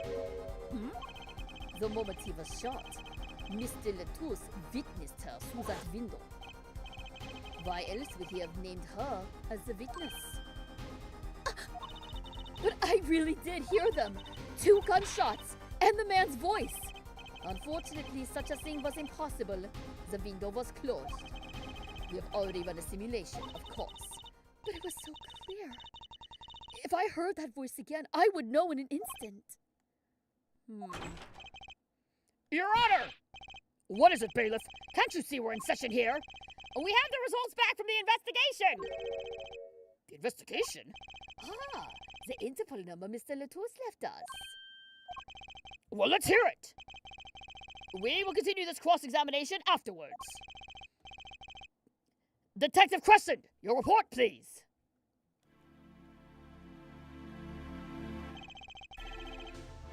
I asked Interpol about that number. I'm sure you'll find their answer intriguing. Quick work as always, darling. Well, tell us about the number. Is the defendant a secret agent? IPXX314206.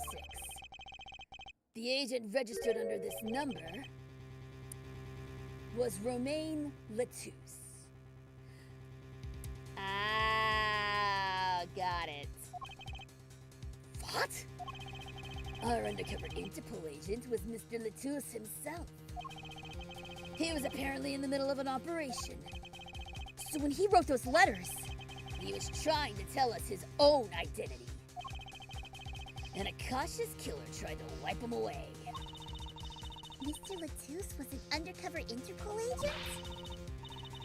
So, him being Lamirar's manager Was just a cover, most likely. There's one other important detail I found. Well, out with it. It concerns that .45 caliber revolver, the murder weapon. Apparently, it belonged to Romaine Latouche. He had an Interpol permit to carry firearms, and the registration number on the revolver matched. So, the victim was killed with his own weapon. So it makes sense. It's hard to imagine someone who wasn't an Interpol agent with such a large revolver. So the victim was an Interpol agent, not an undercover op? I wonder how that ties into everything. Messily, I bet. It's gotta tie in somehow, you think? Yeah, somehow. Thanks for looking into that for us, Detective Crescent. It's a great help. No problem at all, Your Honor. I'll be heading out. Hold it! Who said hold it? Wait! L'Amour, is something the matter? That voice just now. Darien? Mr. Darien, is it? It was him. I'm sure of it. It was him? You aren't saying... That voice I heard, talking to Mr. Latouche, when I heard the gunshots fired. It was him! It was Mr. Darien! He's upset! Is this some kind of a joke? What? No way!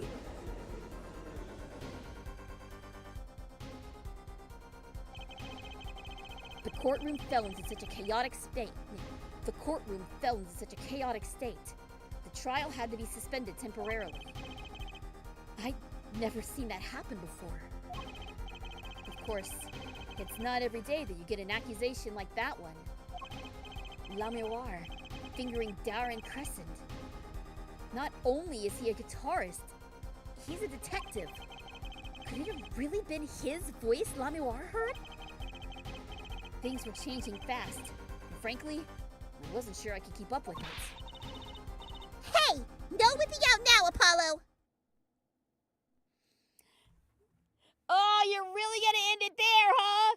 You're really gonna end it there! Yeah, we're gonna save. We're gonna save. Alright. Now we're getting into third case syndrome. Here we go. Now the cracks are showing. Okay, let's recap what we've learned. Machi Tomei was not blind. It was in fact L'Amour that was blind. And our victim was not actually her manager. He was actually an Interpol agent.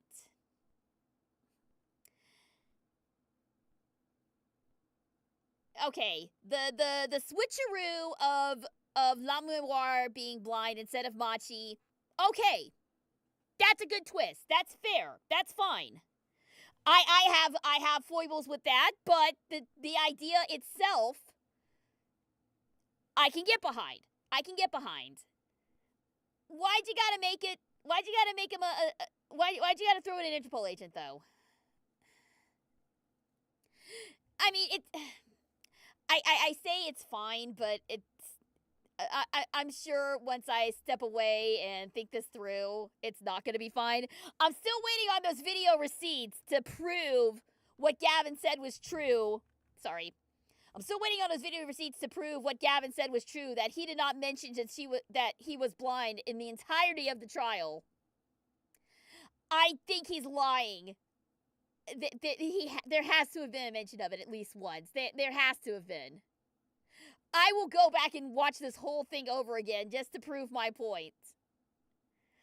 But he had to have said that he was blind. He had to have.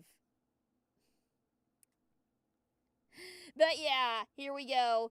Things are getting needlessly complicated for no other reason than it's the third trial and the stakes need to be raised. But not raised enough to where it's overshadows the last case of the game. You know, I suspected Darien. I did say that I was completely wrong. But I did suspect Darien when they said Interpol agent and everyone in the Gaviners being associated with law enforcement. I thought that's where they were going with that Darien was an Interpol agent. Because he's the only other member of the band that we've seen. We know that there are other band members, but we haven't met them yet. Oh, they're not going to do something stupid like show who the culprit is in the second... Because I assume we're going directly to an investigation. They're not going to just pull another witness out of nowhere, right? Usually in these cases, the witnesses are all established up front. So if they pull another, like, I don't know. It's, you know what? You guys can argue amongst yourselves about this. I do need to step away and take a break. We are going to take a quick 3-minute break. When we come back, we will resume with at least part of the investigation. Don't think we're going to get through all of it tonight, but we will continue with Apollo Justice in 3 minutes. So stick around, guys.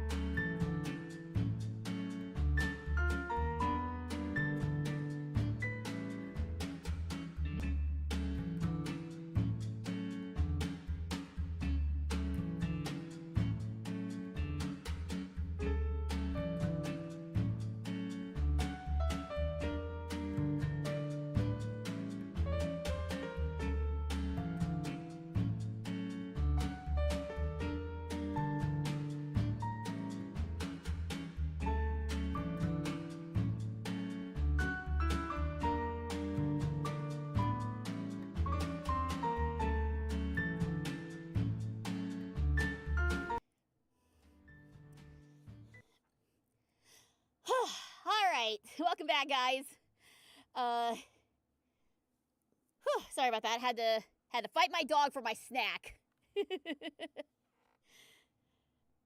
But yeah, this is gonna be a rough one, guys. Third case syndrome is absolutely in effect right now.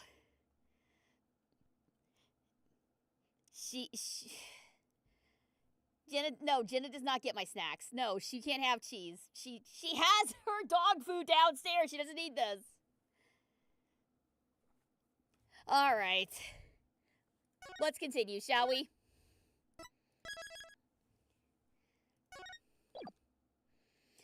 Let's continue on to the next chapter. We'll see how far we get. We'll see if I don't know if we can complete the investigation. But we'll see how far we get.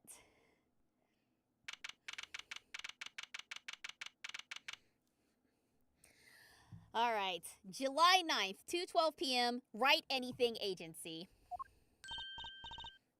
Hey, Apollo! What? Well, actually, nothing. Or something, or maybe not. Out with it! The suspense is giving me an ulcer. Well, the trial today? Trucy was thinking, if you gave it a score, what score would you give it? A 0! Score? Gee. I guess I would, maybe, or, well, I'm just as bad as you. See? It's so vague. Clearly. Machi avoided a guilty verdict, which is something. Though I can't say I'm any less confused about this case. I feel like this is the characters insulting the writing at this point. I asked Interpol about that number. I'm sure you'll find their answer intriguing. IPXX314206. The agent registered under this number was Romain Latousse. And the victim, Mr. Latousse. Who would have guessed he was actually an undercover Interpol agent? What a mess. You got that right, buddy. And we don't have any idea what he was investigating. Well, true. But we know who shot him now. Lamiroir told the whole court. Wait! That voice just now. It was him. I am sure of it. That voice I heard talking to Mr. Latousse when I heard the gunshots fired. It was him! It was Mr. Dyan! It's another mystery, Apollo. Juicy loves mysteries. I don't. Speaking of mysteries, what's Mr. Wright up to? I wouldn't mind asking his opinion. Now that you mention it, Juicy hasn't seen Daddy around. What, is he some kind of stray that he just wanders in and out at will? Yeah, pretty much. Juicy wouldn't say that, but he has been going out a lot. Some top secret mission, he said. Top secret? Anyway, you can't just rely on him to save the day. And you've got me to help you. We'll be fine. Fine. Right. Well, time's a-wasting, as they say. Let's investigate. That's the spirit. Where is Phoenix off to? Yeah! Press F to doubt. The biggest, the. You hear that? You hear how hard I'm pressing F to doubt right now? I hope I didn't damage my up key doing that. All right. Darian did it. Let's go with that. Phoenix's top secret mission might just be him getting grape juice without Trucy knowing. No, I think Trucy's well aware of his grape juice thing going on. Lamiroir dropped the bomb in court today. It was Darian. Lamiroir said she's never forgotten a voice, right? That's so cool. I guess. What's that called again? Elephant ears? Juicy bets that's what they're called. Somehow, I don't think that means what you think it means. And she has to be wrong this time. Wrong? Why? I mean, look, those gunshots were right during the concert. That's right! Tissy was burning up the dance floor at the time. Right. Did you happen to look up on stage? Maybe at Darien, even? You bet! He's one of the Governor's guitarists, after all. He's so cool. Oh! Right. All the Governors have a rock-solid alibi. He couldn't have shot Mr. Latouche backstage. But Lamure heard him, didn't she? She heard Darien backstage, right? Somebody's either wrong or lying very badly here.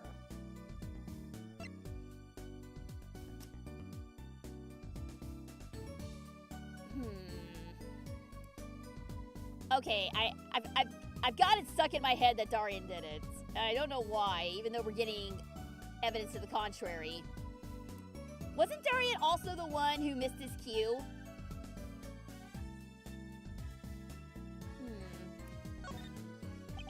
An Interpol agent, I was wondering, what is Interpol anyway? Huh? Interpol? They're the guys who catch international criminals. Why can't they just call them International Police instead of making up some silly name? Yeah. You sweet summer child. Anyway, do you think he was investigating La Miroir? Huh? Why would anyone do that? She's not a criminal. She couldn't be. Don't be fooled by appearances is all I'm saying.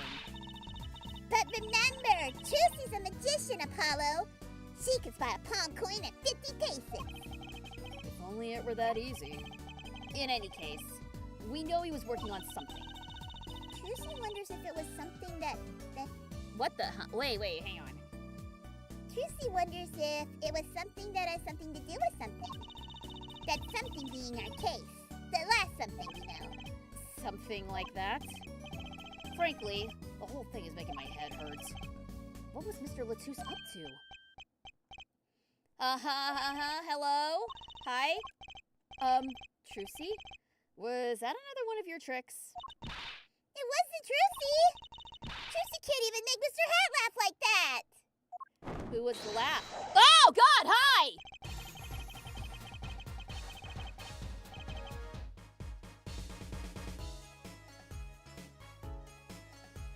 Of course, we did see this guy during the investigation, so this guy might have also done it, just introducing himself. Oh God, did they actually just pull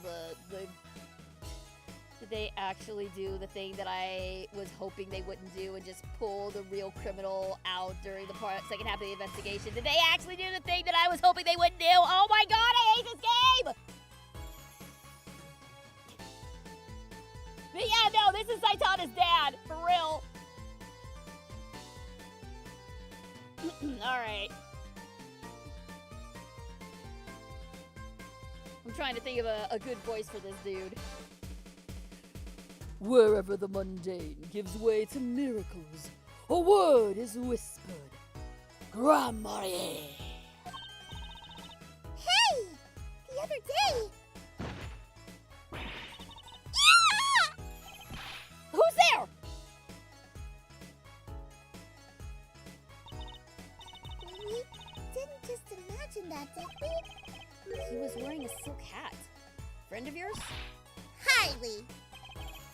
We meet again! Nice to meet you. Who are you? And could you please stop smirking like that?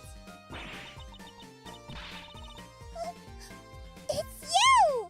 Uncle Valent! Uncle Valent? He's your uncle? No, silly. It's the great Gramier.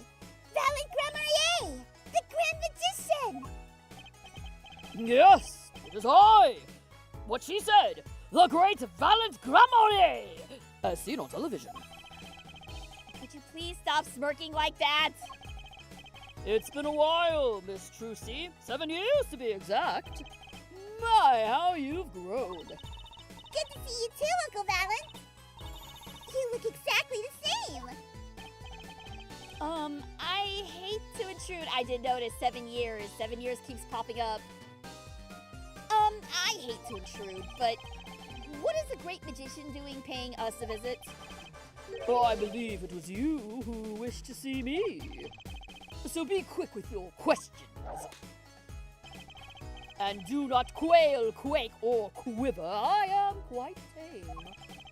Though my stardom may sear the sight, I'm quite down to earth when need calls. He does have a certain aura to him, it's true. Let's ask him about the keys, Apollo. His aura sure isn't lost on our magician in the making. He's practically drooling with enthusiasm. After all, Uncle Balance one of Daddy's best friends. That's why I call him Uncle. Huh? You're no Miles Edgeworth. Who the hell is this poser? What? Daddy? You mean Mr. Right? No, Juicy means her real daddy. Oh, okay. Crisis averted. Trucy's real father?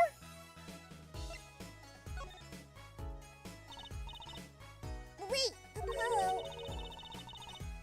You don't know about Troop Grammarier?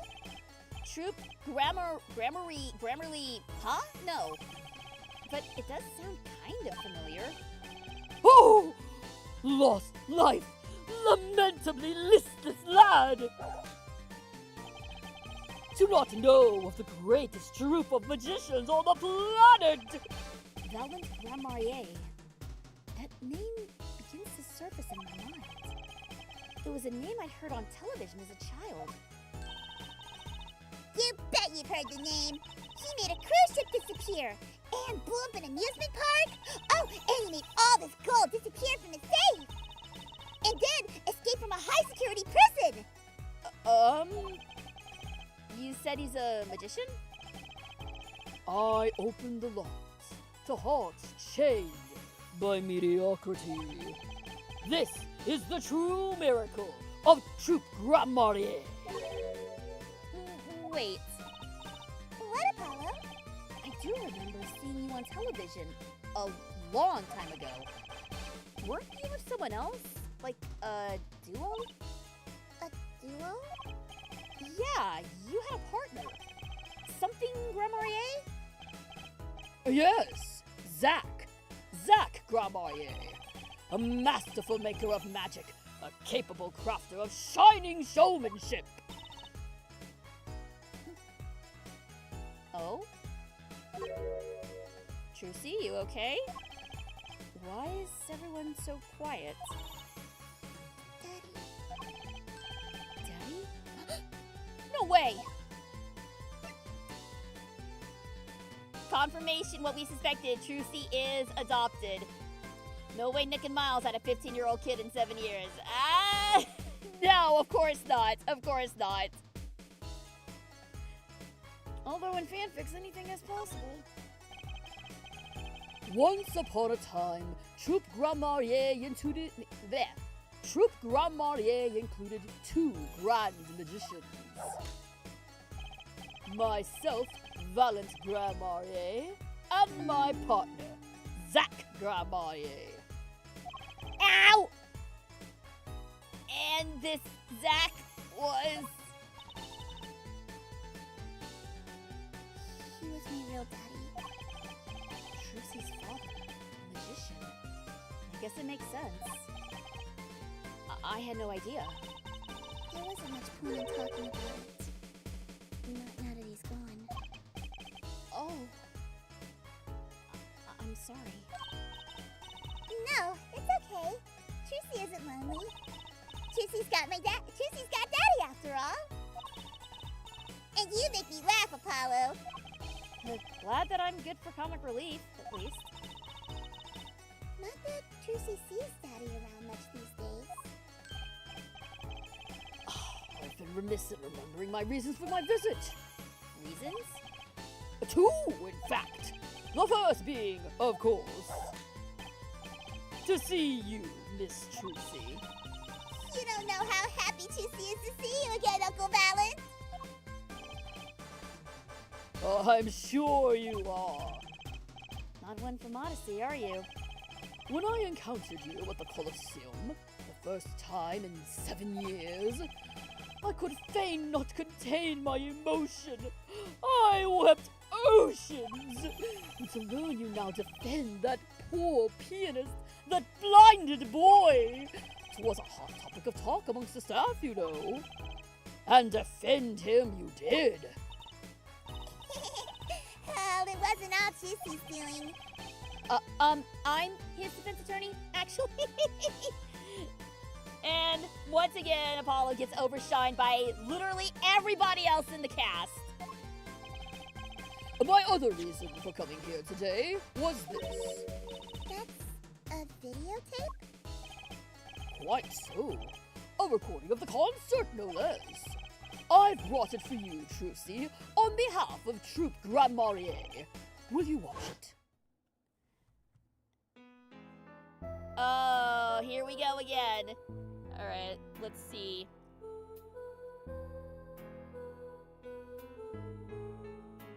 Yeah, this cutscene probably took them a while, so they're gonna get as much use out of it as they can.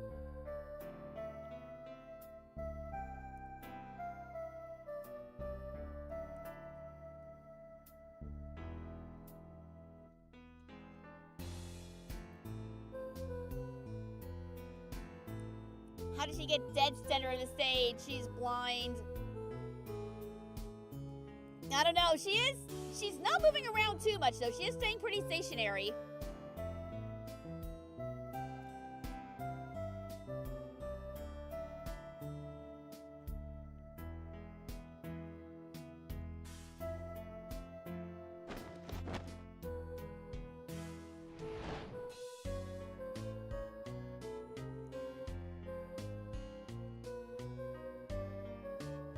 Okay, but the disappearing is kind of...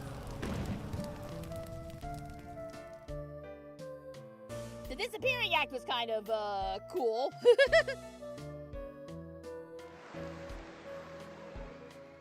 Okay, yeah, alright, hang on. How did she do that blind?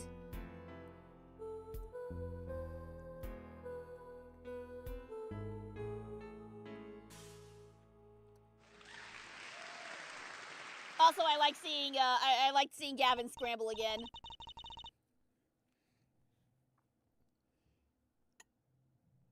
Wow. It's almost as good as it was live. So, what's the word? Mysterious. There are more mysterious things in her song going on. Way more mysterious. Had to give him a distinctive laugh. This Valley Grand Marnier has good reasons to be here today. But I wonder what his reasons were to be at that concert.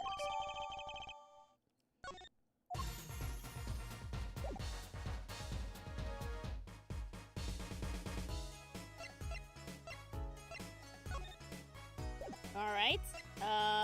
Well, shall we go to the detention center? Yes, Orange Clavier, let's... Never mind about Orange Clavier. Orange Clavier isn't real. Orange Clavier can't hurt you. July 9th, detention center visitor's room. Machi may not be guilty, but he's still a suspect. But they don't have any decisive evidence. Yeah, but only someone as small as him could have gotten out of that room. Right. The air vent. And he lied. Lied? Machi Tobaye can see. So I wonder if he can also speak English. Machi! Speak of the devil.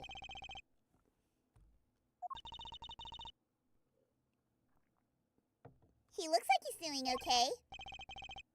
I forget. Why did we come here? It's not like we can talk to him or anything. Words are overrated. Feelings are what matter, Apollo. It's kind of hard to build a court case on feelings. Nah, just build it on vibes. Just prosecute on vibes. That's how courts work today. But since we're here anyway, might as well get what I want to say off my chest. If you need someone to complain to, Trucy will listen. I think she's actually worried for me. Alright, how is this gonna work? what did you think of the trial today?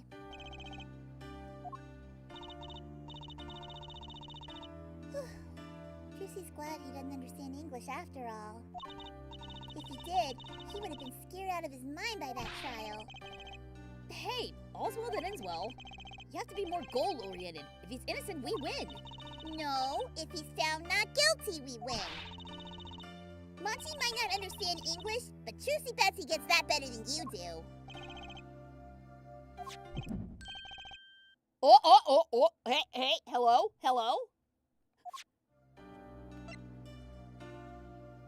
Did our bracelet just act up? Juicy's grad La Miroir testified. What a great person. She even got Monty off the hook by naming another suspect. Darian at the Governors, the detective. I wonder if Machi knows what happened. I mean, if he could follow how the trial went at all. If no one told him there's a new suspect, how would he know? Hey. What is it, Apollo? No, it's nothing. No, it's definitely something! It's definitely something! I must be imagining it. Imagining what, Apollo? It's just... I couldn't help but feel that... I don't know. Machi... He doesn't understand what we're saying, right? How could he? He's a young Barzinian. He doesn't speak English. Yeah, but my bracelet is reacting to him. Huh? Maybe it's malfunctioning. Or it's scared because you keep making those "I am so mad" faces. Was I that bad? Machi lied about not being able to see. But what if that's not all he's lying about? If you're curious about it, there's only one thing to do. You should ask him. I think it'll take something big to get to him. Some kind of undeniable evidence. We'll be back, Machi.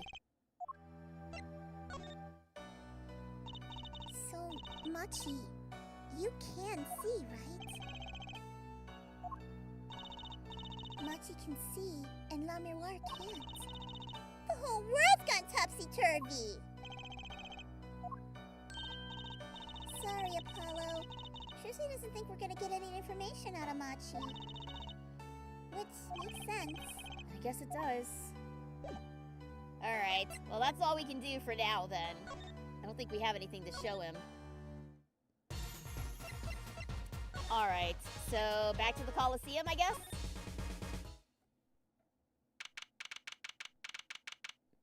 July 9th, Sunshine Coliseum. Whew!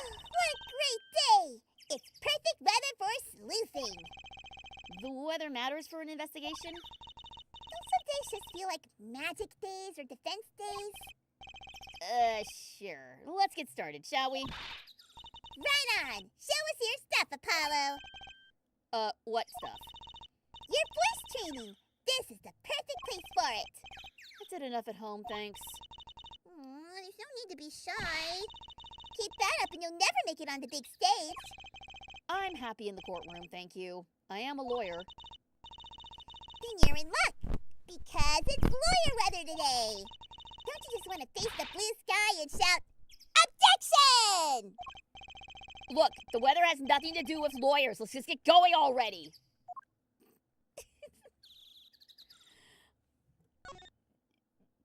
Trucy, honey, why are you like this? Alright, backstage hallway. That headpiece is still sitting there. Oh! Mr. Attorney. La Miroir! I'm sorry about today. There is nothing you need to apologize for. You were merely defending Machi. Are you okay? Alone, Trucy means. Humans are blessed with 5 senses. Even robbed of one, we get by. Though it does make being a witness rather difficult. Speaking of seeing, you knew who we were before we spotted you just now. And we weren't even talking. I heard your footsteps several times the day before. Oh. You must have great ears. appears that heard the crime taking place. Or so she claimed yesterday. But how? Alright. SGG, there's some pop coming from your mic. Uh-oh, has the mic gone goofy? I was adjusting it, because it was kind of falling over. Is the popping still there? Can you guys still hear it?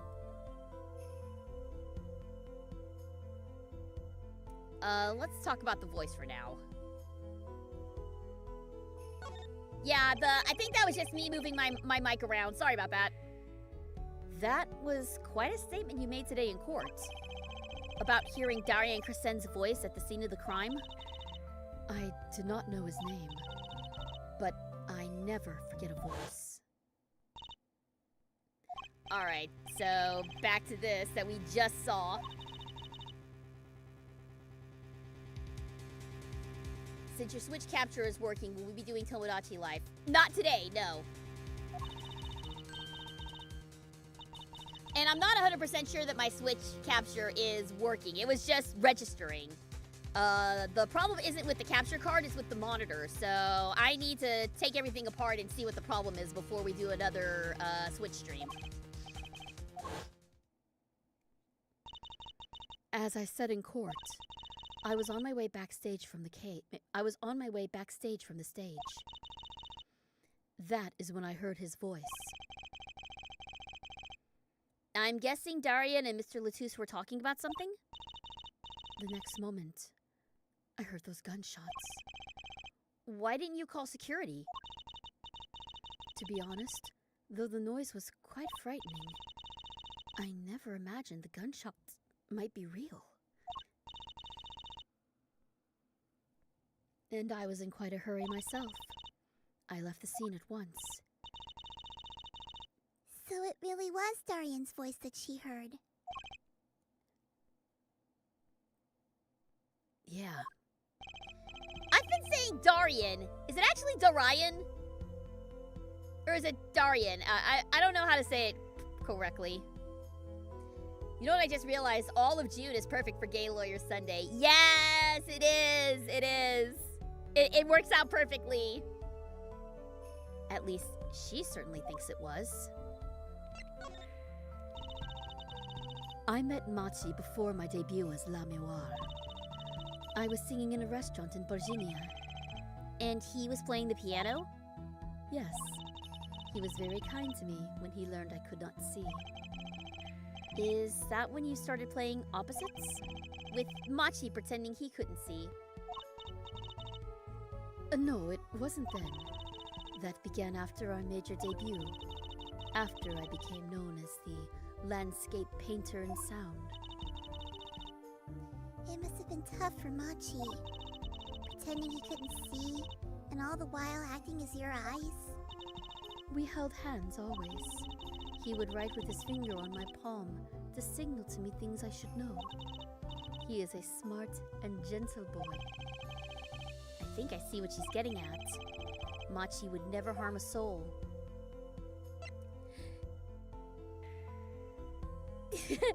Yeah, no, I totally need to see some. I totally need to see some fan art of them doing that. Nick being like, "Be gay, do crimes," and Miles, Objection! Please do not commit crimes. We beg of you. I need to see fan art of that. That's perfect. About Mr. Latouche. Yes. He was an Interpol agent, I hear. So you had no idea? Of course not. No one did. I guess that's what it means to be undercover. Juicy guesses that's what it means to be undercover. But someone was after him. They had to know who he really was. Why did he pose as my manager?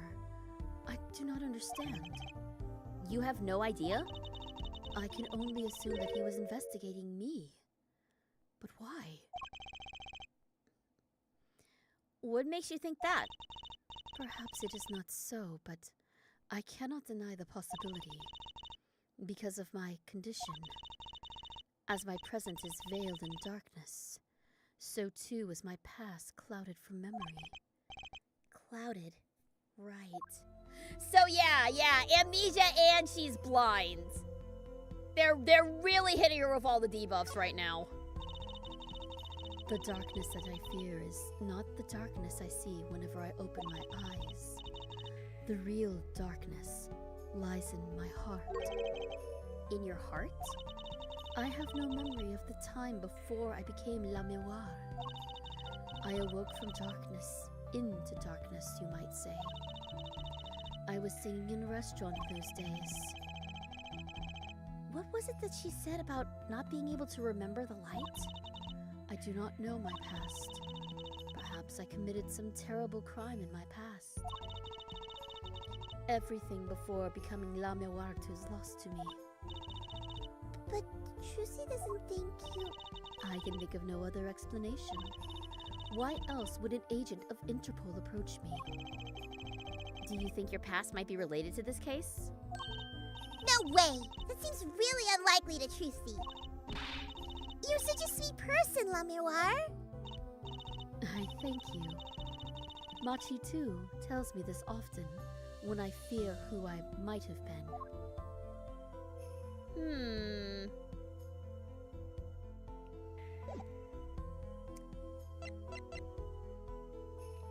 Let's ask her about the videotape. Maybe she can tell us how she managed to pull that trick off. We took a look at your performance again. It was even better the second time. Thank you. That reminds Trucy. That was an incredible illusion you pulled off. Illusion? When you teleported from one stage to the other, remember? Yes. Apparently they hired a professional magician. Valant Grand Marier. I was wondering, do you think you could tell us how it was done? I am afraid I cannot. Mr. Grand Marier made me swear to never tell a soul. I was afraid of that. Magician's code and all that. Though I don't know. If a magic trick is involved in a murder, like, doesn't the murder trump the magician's code? Like, what's the code of conduct there? Like, does the magician's code still apply in a murder case?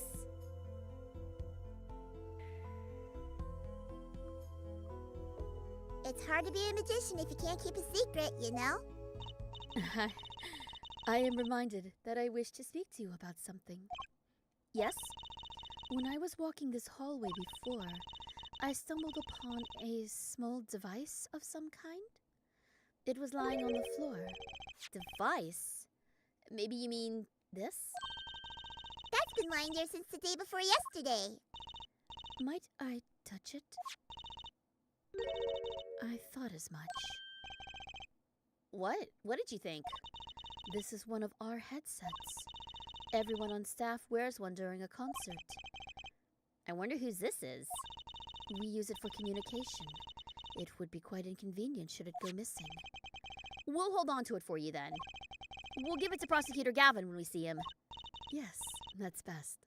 Thank you. So, can Trucy put it on? No, please don't. Attached? Trucy isn't some kind of robot, Apollo. Oh, did I miss something in the description?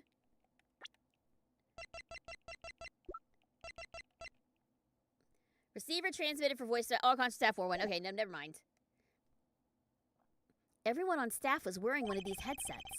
This might warrant some further inquiry. Does the Hippocratic Oath or confession override? See, I don't know. That's why I'm asking.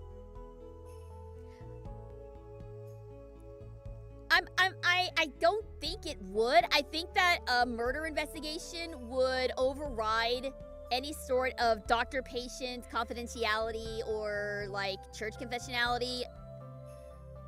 Confessional, not confessionality. I just made up a word there. I don't know.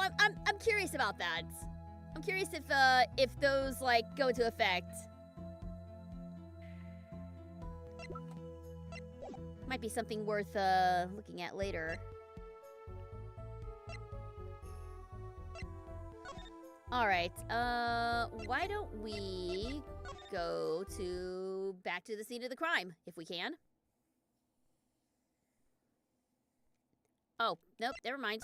Where else can we go? The stage? We really didn't get a good look at the stage, did we?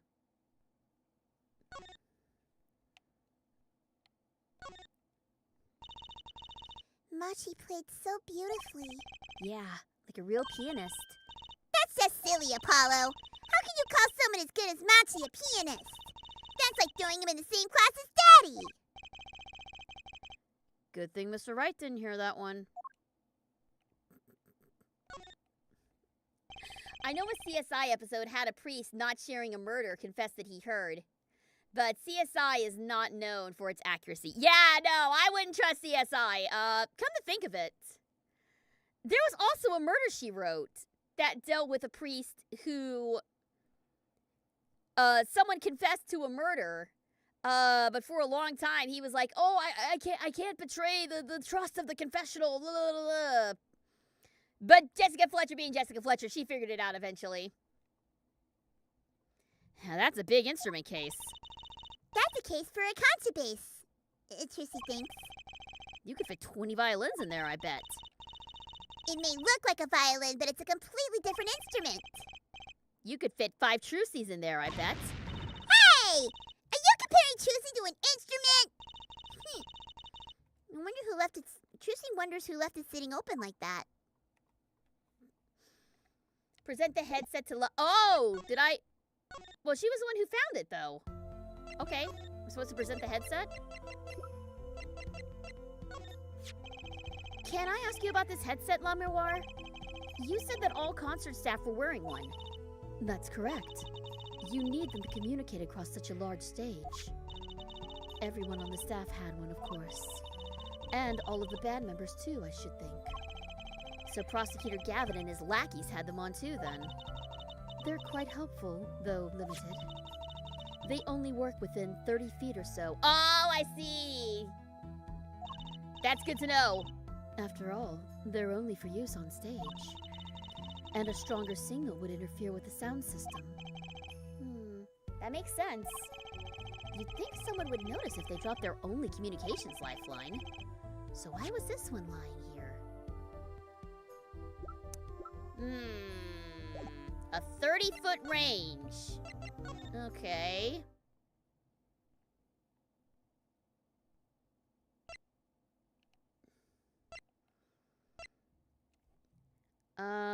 Okay.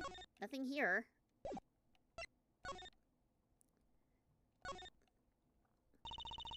Trucy still can't believe we found Machi and Mr. Latouche up on top of the tower. Yeah. I used to not like high places. Now I hate them. It felt like it would have been nicer if we had found a dead body closer to the ground. Though, that reminds Trucy. Daddy's bad with heights, too. Huh. No kidding. Gee, I wonder why he would be bad with heights. I mean, it's not like he fell off of a burning bridge into a raging river God knows how many feet below him, right? It's nothing like that, right? He took Trucy on a Ferris wheel ride a while ago, you know? Halfway through, his face got all green and he mumbled objection over and over. This man's PTSD is really getting triggered by a Ferris wheel. Oh my god. Phoenix, baby! Poor guy. Oh my gosh. That is really, really hilarious. Poor Phoenix. We forgot to present the tape to Val. Oh, how was I supposed to know that? Some of this stuff is a little esoteric. We should also examine Mr. Charlie again. Alright, let's head all the way back to the agency. Apparently I forgot to do this. Nope, that's fine, I don't need to see it again.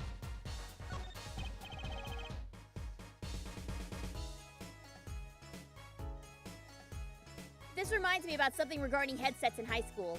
we did this speech/performance co-curricular we did called Forensics. It had nothing to do with forensic science, but at the end of the season, some of us performed our skits or speeches or skits in front of an audience. During my fresh year, I was the last one to go. My headset wasn't on, but everyone could still hear me. That's what we call projection. That's what we call projection. I appreciate it. Yeah, I rarely need a microphone to be heard in a crowd, so that's kind of cool. That's actually honestly impressive. Hey, you know what? It could have been a lot worse though. At least your headset being off and them still hearing you, it could have been a lot worse. You could have had your headset on and not realized it when you go to the bathroom. That's what happened with one of my coworkers back when I was working in retail, and we had those stupid little earpieces that everybody had to wear. One of the older members of the team decided that he really needed to go to the bathroom. And he did. And we heard everything.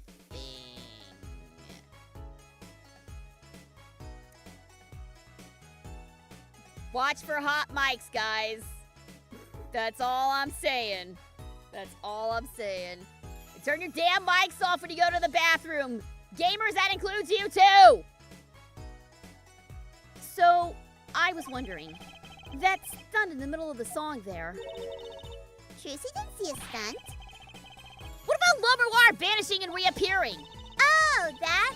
Oh, Trucy's so used to seeing that happen, she didn't even notice. So young to be so jaded. A simple sleight of hand. A petite prestidigitation. One of my favorite spells in D&D. A monochrome of magic from me to you. So that's why you were at the concert. Yes, I was there to watch my trick take to the air. So you're the one who knows how it was all done. Of course, I am like a deity with the stage as my domain. God, this guy really is a D&D villain, isn't he? I suffer no mystery upon those floodlit boards, nor grasp tightly twixt my fingers. It is a potent, primeval power I possess. Well, do you think you could tell me how it was done? Hey now! Trucy? That's like totally against the rules, Apollo! Not during a murder investigation, it's not! Mais non, for my illusions are mine alone, monsieur. Also, what? recall that the terrible occurrence happened later, well after my illusion entranced the audience. Oh. Don't even ask. I won't answer. Too bad for you, Apollo. Whose side are you on? I, Valiant Grand Marnier, now make my leave, Miss Trucy. There's no need to rush, Uncle Valance. You should stay a while. I'm afraid I cannot. I may not. I shall not. I have been asked to assist with an analysis, and so I shall slink back to the scene. So you'll be at the concert venue today? Correct. If you would call on me, come to the Colosseum. See you later, crocodile. With a whirl of his cloak and a wink of his eye, he turned and walked out through the door. Normally.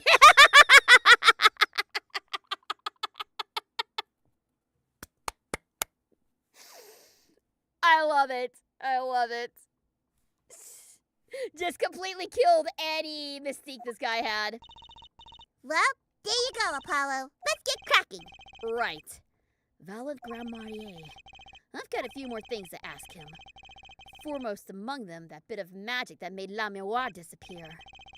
And how he knows Trucy and her real father. Okay, while we're here, let's pop in and say hi to Charlie. Mr. Charlie, the potted plant. His leaves are looking a little brown. Good morning, Mr. Charlie. Ah! Mr. Charlie, your leaves! Maybe you weren't giving him enough water? Oh no, it must be stress. He's worried about the new recruit at the office. Don't blame it on me! You're watering him, right? It was Daddy's turn to water him this week. Mr. Wright's been away on his top secret mission, hasn't he? Oh, Trucy's sorry, Mr. Charlie. This is all her fault. She'll water you soon, promise. Poor Mr. Charlie.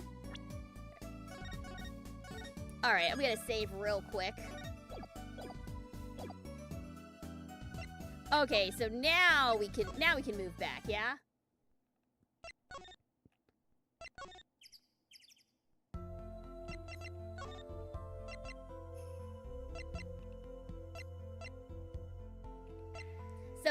So now have people popped? Have people popped everywhere now? So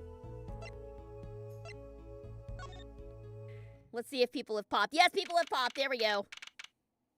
July 9th in the wings. Oh. That song. Isn't that the one La Miroir was singing? Yeah, you're right. The Guitar Serenade. Wow. Trucy would love to do a show on a stage like this. I'd come to see that. The house is full, and as one, the audience sighs with wonderment. There she is, singing her ballad, rose petals swirling through the air. Not bad. Wait! Aren't you a magician? Oh! That's right. Trucy was a magician, wasn't she? Some dedication. Oh, hello! Aha! If it isn't Miss Trucy! And indeed it is! Uncle Valent! What exactly are you doing here? I take real responsibility in tasks undertaken. I am inspecting my equipment of illusion to make sure naught is amiss. The La Miroir teleportation illusion! Should anything go wrong, it will reflect poorly upon me and my troop. As I went about my exacting examination, I happened to notice that piano. And I remembered that fair lady's melancholy melody. Hey, Apollo, maybe Uncle Valent can shed some light on this whole thing for us. Alright. Yeah, I was about to say, like, weren't you just talking to us? Well, we did kind of sequence break a little bit here. Hello, Luigi! Welcome, welcome! Thanks for tuning in! Trucy was wondering about the show the night of the murder. La Miroir's vanishing act was your illusion, right? Indeed! The purple prosecutor petitioned my performance. At the climax of the song, he said, "Make her disappear like a dream." Like a dream? Yet, what can I work with on a stage meant for musical endeavors? There are none of the conveniences on a stage built for sorceress acts. It was a challenging task, and so I accepted. She disappeared from the top of the tower. But in order to move, you would have had to use some sort of secret tunnel. People come to me because I am a professional amongst professionals. My illusions are custom made for time and place. Now, because of the murder, all eyes of the nation are on this concert. Not a bad thing as far as the fortunes of Troupe Grand Marnier are concerned. So you were here checking up on your trick to make sure it went well. And went well it did! Now, speaking of pianos, that piano over there troubles me. It troubles you? Why? Why? Why, do you ask? Why? I think it's probably quicker if I just go check it out myself, thanks. I know what you were thinking in that head of yours. Grand Marnier, yes, you say. I recall seeing him on television. Something of that sort. Actually, yeah, you're right. Wow, he just read your mind, Apollo! Or everyone tells him that and he made a good guess. It was 20 years ago. A young magician, a genius of his time, came down among us. Ha! Cute. His name was Magnifique Grand Marnier. It was he who began the great troupe Grand Marnier. At his prime, not a day passed that he did not play upon the screens of every TV there was. I do have a vague memory of someone like that on TV. Yet, several years ago, that time came to an end. My troupe pulled the Vanishing Act, yes. Cries for magic no longer heard. The TV screen a barren waste, stripped of illusions. That's not true. Chusie's so into all your shows. Like that one in the parking lot down at the supermarket. Oof. When you start playing in supermarket parking lots, you know you're in trouble. Ouch. We hone our skills at these small venues, always awaiting our time. Yes, one day we will rise up from obscurity onto fame's shining stage once more. I do this not only for the magic that is Grand Marnier, but for my partner. Your partner? You mean Yes, Zach Grand Marnier. Chusie's father? Before he disappeared 7 years ago, there was no name higher than Grand Marnier in show business circles. None. I will see us return to glory. I, valiant Grand Marnier!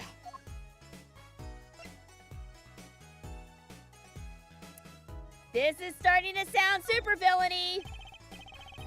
Our founder, Magnifique Grand Marnier, was truly a genius, a worker of miracles.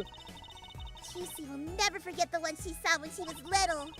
How he made that whole jumbo jet go.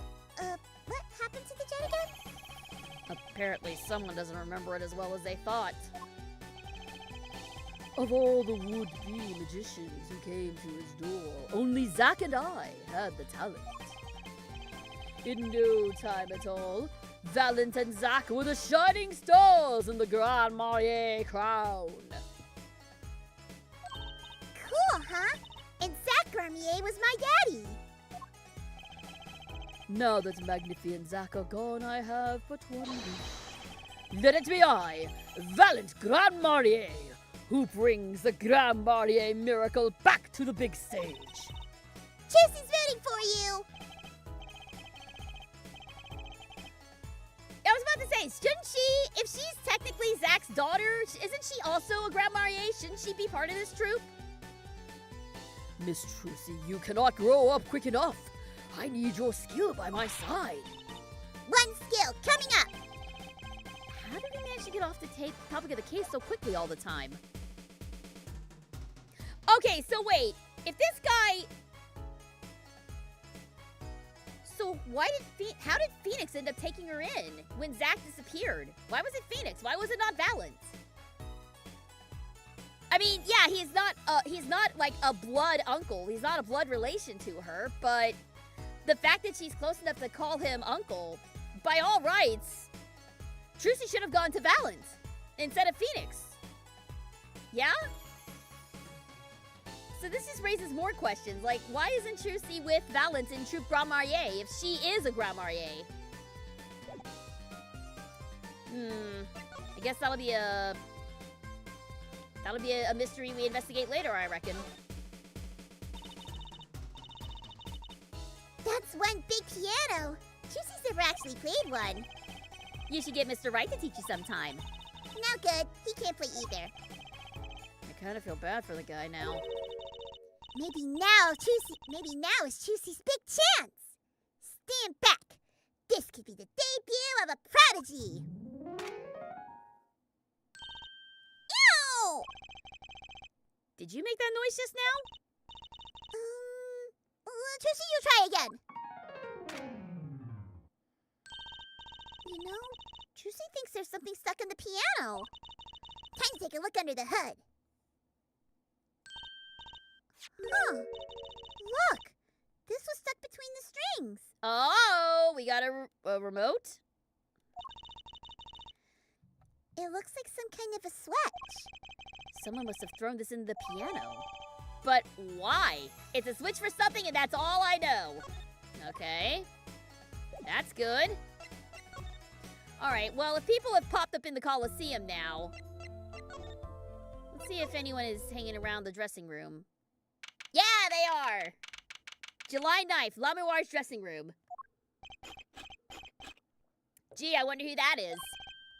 Uh-oh. There's only one person I know who can munch with such venom.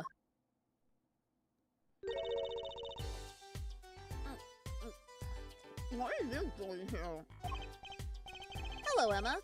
You're looking as grumpy as ever. Oh, am I supposed to be happy? You give me the second degree in court, and Prosecutor Gavin makes me look like a fool. You're talking about the bloodstain Mr. Latouche left? My department chief had a field day with that one. Even a blind person could see the shooter wasn't blind. Funny guy, huh? But that bloodstain helped uncover the biggest mystery of all. Now we know that Mr. Latouche was really with Interpol. We wouldn't have found that out without you. I suppose. Maybe that's why the chief gave me these after he finished chewing me out. Said it was my reward. Are chocolate snackoos popular down at the precinct or something? Never mind. Casey was hoping we could check out the crime scene again. Be my guest. Not gonna find any clues in here. Though, I did find something strange. Something strange? Oh? And what did you find, ma'am? Well, let's piss her off even more.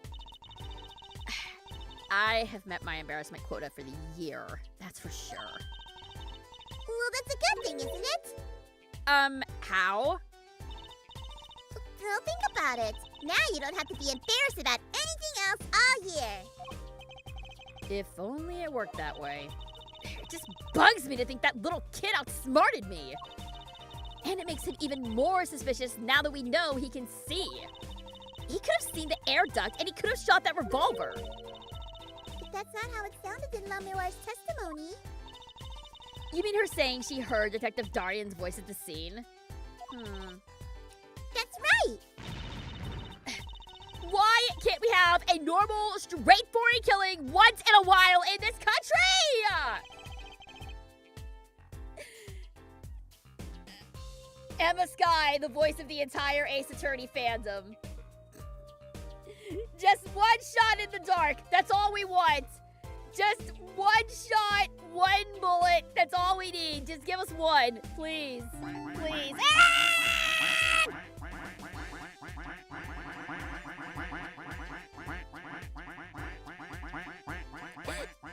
Stop! On that note, we're gonna take a break. We'll continue the investigation when we come back in 3 minutes, guys. Stick around.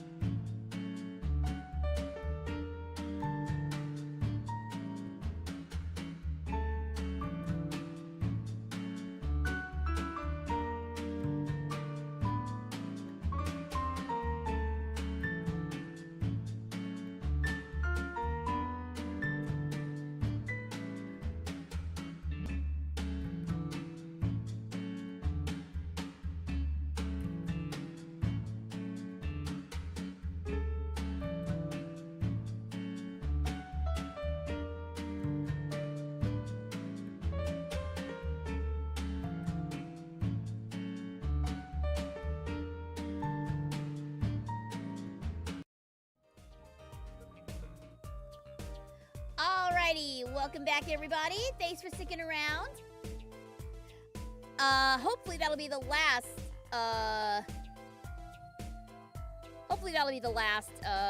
break of the stream.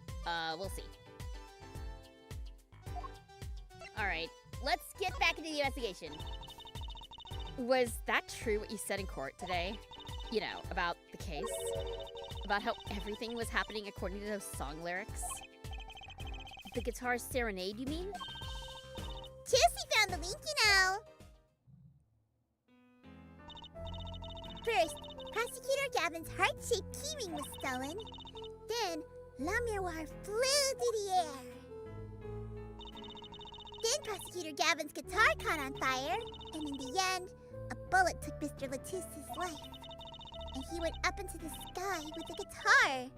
Well, 15 feet up at least. It is kind of hard to chalk it up to coincidence, huh? Juicy knows, and she found it. You think the same person did all of this? Don't ask me. I didn't do it. Neither did I. I couldn't fit through that air vent anyway. You all think Juicy did it? Sometimes I worry about that girl. Alright, what's the strange thing? This whole thing is strange, but this is one strange thing at a time. So what did you find? It's so little, I must have passed over it yesterday. I found it under the sofa. What is it? Part of some device, I think. I haven't a clue what. The bit sticking out from the end looked familiar, so I had it examined. Turns out, it's an antenna. Ooh, like on a beetle? Like on a cell phone. This device must use an electronic signal of some sort. An electronic signal, you say? Oh! Could it maybe have something to do with the switch we found chucked in the piano? I hand it over, presented. Thank you. Do you think you could take a look at this? A small device. Looks like a transmitter. A transmitter? You press the switch here, and it sends out a signal. No idea what it's for, though. A signal? You mean like an electronic signal? What is that, Apollo? Say, Emma, you know that strange object you said you found? Oh, this? Let me try pressing this switch. Yow! It's on fire! Emma's device is on fire! Well, now we know how the guitar caught flame. What is the big idea?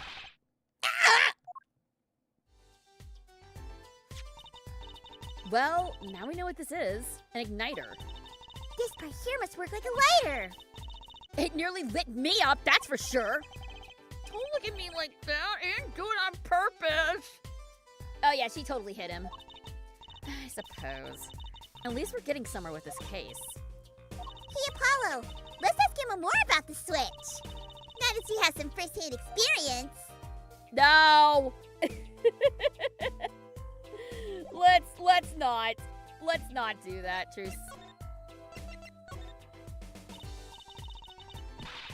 What are you trying to do? Burn me alive? Come on, it was just a few sparks. Says you! You were the one holding it! There's enough sparks flying around here with just you two talking. Anyway, now that we know this is a remote for an igniter, let me see that for a second. Well, this is definitely a little transmitter. The signal's weak. Probably only reaches about 30 feet. There's that number again. A transmitter, huh?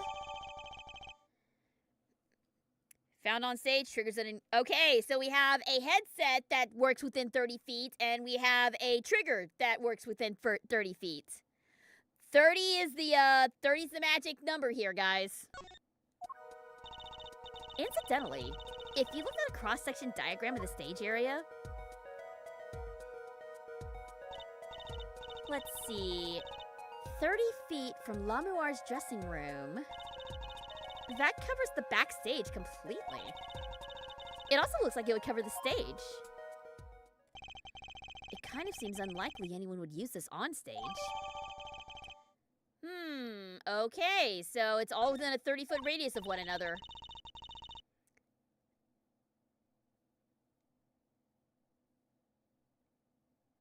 Wait. Hang on a second.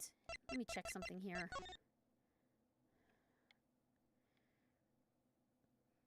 Then if somebody was downstage, if someone was downstairs, then they would have been able to trigger it, right? From when Gavin and La Mémoire went up, they would be well more than 30 feet away, because didn't they say that the thing was 15 feet up in the air?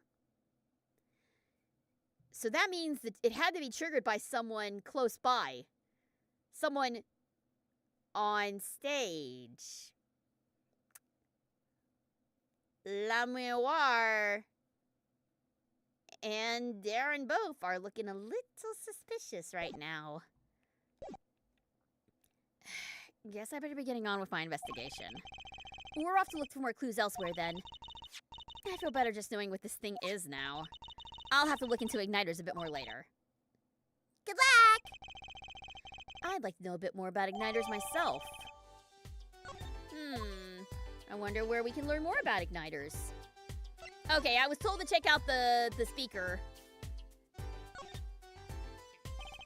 A speaker for monitoring the stage. It was blaring at the time of the shooting. It's a pretty old model for such a nice place. I guess they don't care about sound quality back here, as long as you can hear it. Not that a loss of fidelity could possibly make that music worse. Good speakers must cost a lot. Do you have any idea how much a nice one that size would cost, Apollo? Probably a good 10 years of your allowance, give or take. What? But that's almost $600! So she getting $60? What? Wait, what? That's almost $600! $5 a month.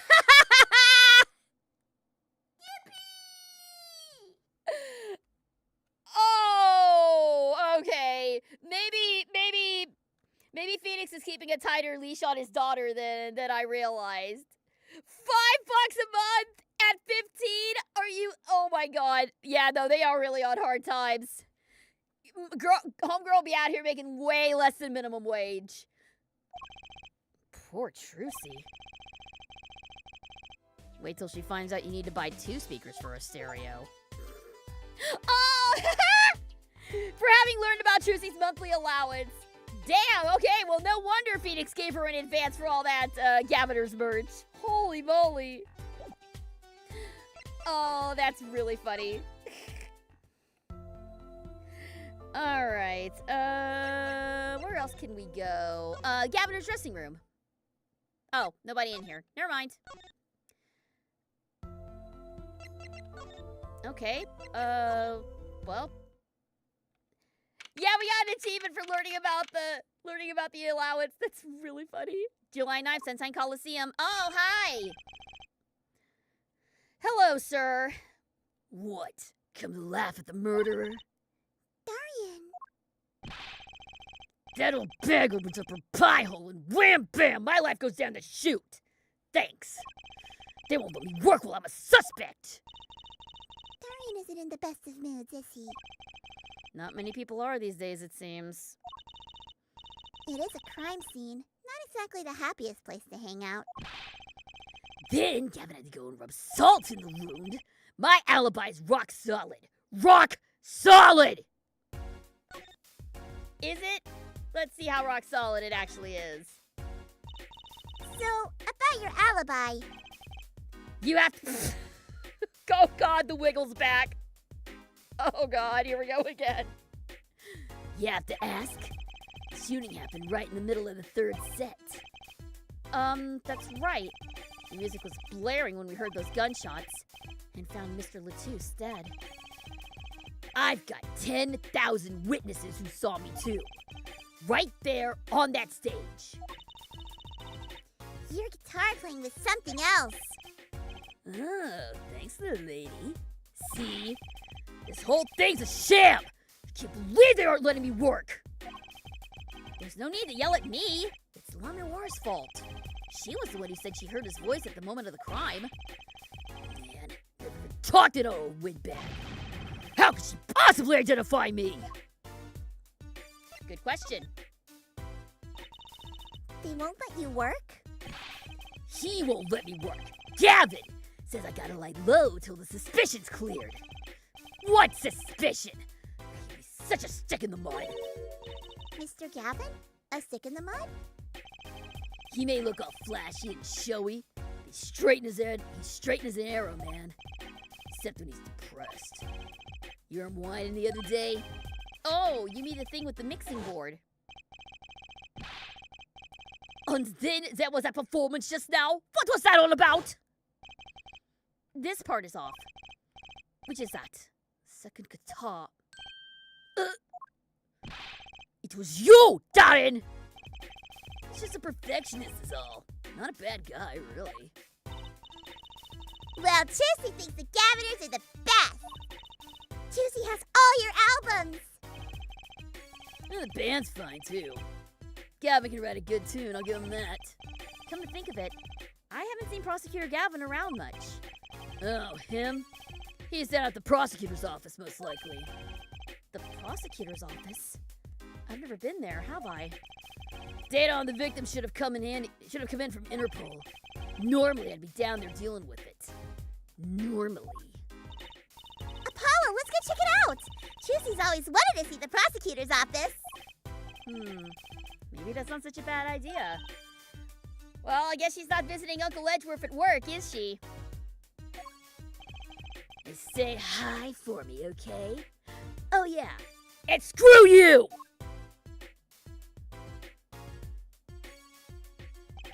And tell him I want into that crime scene!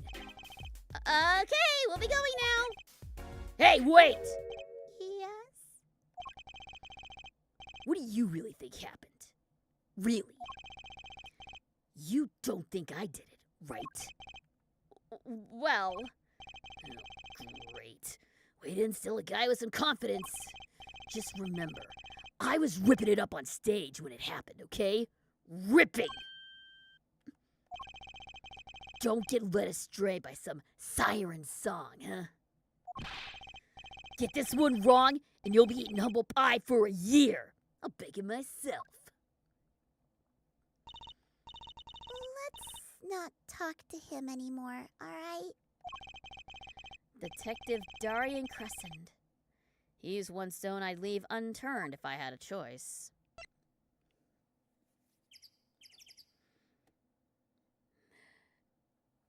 All right, well, to Gavin's office.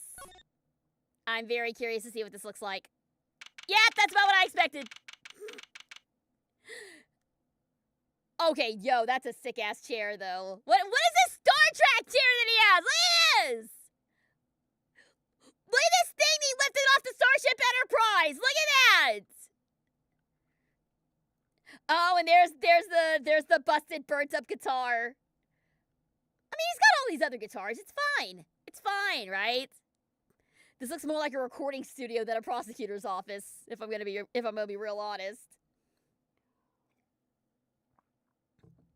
All right, July 9th, Prosecutor Gavin's office. So, this is it. The Gaviner's head office. It's not the band's office, it's the prosecutor's office. Yeah, so that's why I'm asking. What is this creepy thing, object, whatever? Looks like Prosecutor Gavin's on the phone. Oh well, guess we'll have to come back. Or we can hide behind that bookshelf real quiet like. That's eavesdropping. Why? We'd just be waiting, quietly, so we won't notice. What if we heard something scandalous about the band? She'd make a good reporter for a gossip mag. What? A replica? So why was he after it in the first place? Ja, Latus. Latus? Look, don't talk to me about those Bolzinians, okay? Just give me that report, chop chop. And stop leaving mysterious objects in my office, okay? Times like these I saw to Miss Darien. Huh? Hiya! Just thought we'd drop in. Hope you're not mad. Yeah, I did notice I did notice the wording that he used.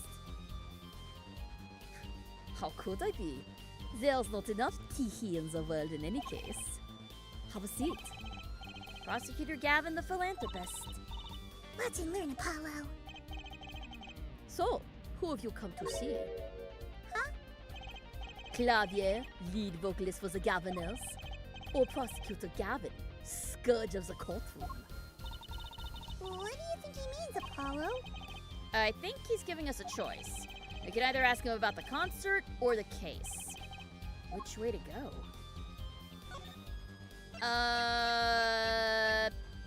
All of it. All of the above. Ah, that reminds me. Did you see the paper today? Yes! Juicy always reads the TV section. Good girl. How about you, hair forehead? I read the funnies. Then you will not have seen this. Concert of Tragedy. The prosecutor's deadly song. Ooh, is this a new show? Juicy hasn't heard about that one. It's not a show. It's an article. News, you know? Oh, does this have anything to do with the case? Since getting back from the trial, my phone has been ringing off the hook.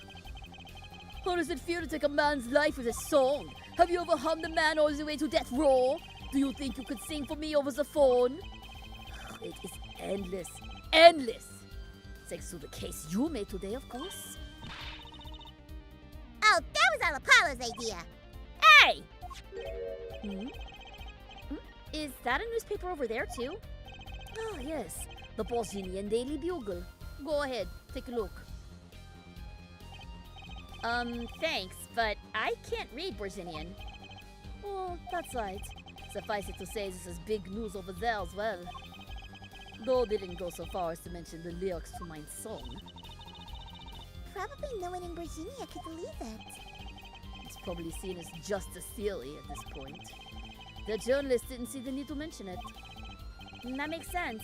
I hardly know what to think of it myself. All right, so the Brazilian newspaper doesn't mention the lyrics or the lyrics of the ballad. Make note of that. That's gonna come up later, I bet. Lameoir's testimony will probably be in the evening edition, I imagine. Which is why I've had Darian step down from the investigation for now. Yeah, we ran into him moping in front of the Coliseum. Lameoir was my invited guest, so it is a rather delicate situation. You understand how much I want to solve this case. Quickly, if possible. All right. Juicy really loves that song. It has such a great atmosphere to it. You co-wrote it with Lamoire, if I remember correctly. That's right. It was last year. I had gone to tour Bosnia's legal system, as a matter of fact. And that's when you heard Lamoire's voice? It was at a small jazz club. I went that night. I knew I had to meet her, to talk with her. So I used my influence, which is not inconsiderable, to arrange a meeting. Wow, prosecutors really have a lot of clout. I think he's sort of a special case, Juicy. Thankfully, she liked the work I did, and we wrote a song right there, backstage. Maxi on piano, that dulcet voice, and myself on a guitar that I borrowed from Lamoire. And music history was made. Probably not an experience your average lawyer would ever have. Like Apollo say. It's a memory I hold dear. And the song we wrote that night was this. And that very guitar is right over there. You mean this charred lump? Don't call it a lump. That's a piece of history. And it's only brown, not really charred. No matter. I shall never sing that song again. I wouldn't have used that guitar again either, even if I could have. What happened during that song anyway? Why did his guitar suddenly catch fire? Somebody put an igniter in it, that's why! Do you think you could show it to us? Your slightly burnt guitar?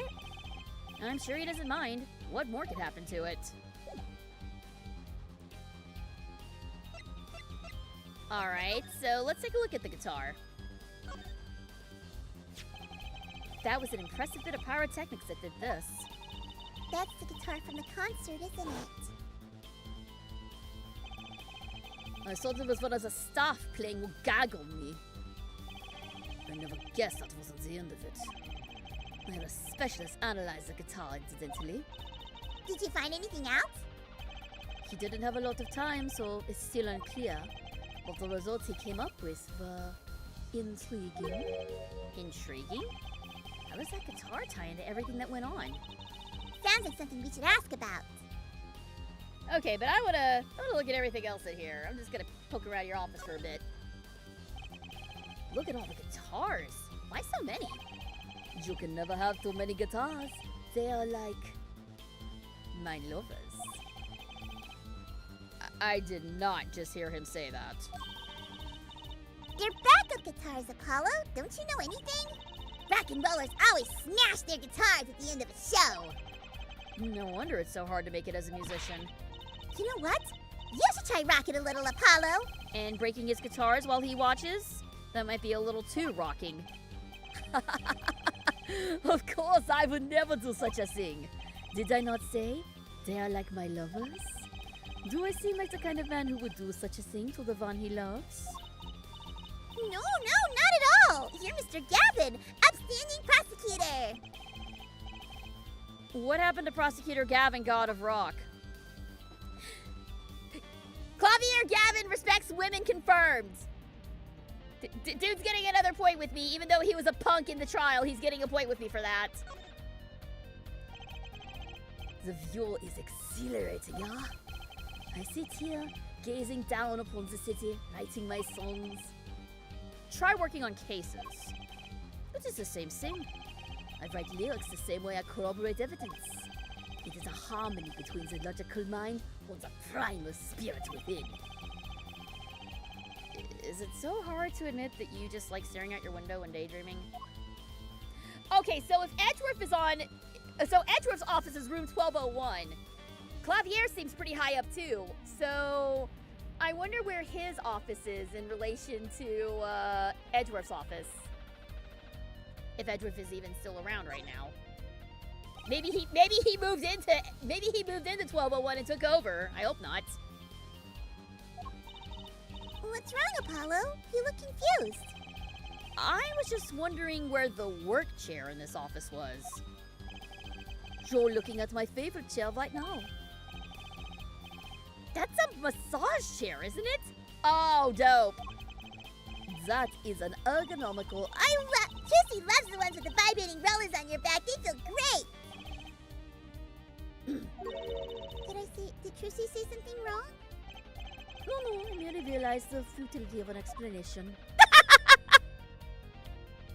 Even Clavier is getting sick of her nonsense. Wow, look at that stereo! To me, a life without music is inconceivable. I never turn down the volume, even when I'm working on a case. That's such a huge speaker! It must be really loud! This room is completely soundproof, of course. Really? At my place, Trucy can hear it when the neighbors turn their VCR on to record something. Maybe you can get Mr. Wright to talk to him. Work something out? And lately, we've been getting complaints about Apollo's voice training. Maybe I'll go have a word with Mr. Wright, too. What is this voice training? Does he just shout all night? This display shows all the evidence for the case. Look, Apollo! He's got 3 televisions! So what? I got 3 monitors downstairs. Big deal. Hey, don't look at those too closely. I'm still sorting out the details. Each monitor shows evidence for a different case. He does them all at once? Damn, multitasker. Okay, go off. Trucy wishes she had 3 TVs. What would you possibly do with 3 television sets? Trucy may look laid back and relaxed, but in reality, she's quite busy, you know. She's living life at turbo speed, doing magic, going to school, investigating cases. But if Trucy had 3 big TVs, she could watch a magic video, do her homework, and catch a crime drama all at once. The first 2 seem useful, I suppose. Alright, I think that's... Oh, no, one more. What's that on the plate there? Is that gum? Gum? Maybe he was chewing it when the phone rang, so we put it on the plate for later consumption. You think a rock star could afford a fresh stick? Don't jump to any conclusions now. It's no chewing gum. Take a closer look. Although I really shouldn't be offering, should I? What is that? It looks like a lump of plastic? What? No, seriously though, what is that? Wait, that phone call.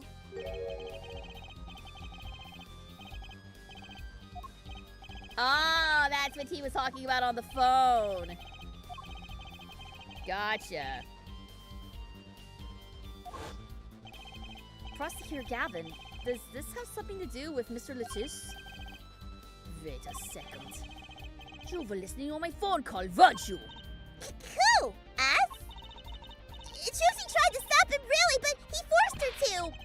You were the one digging for a scandal, Miss Reporter.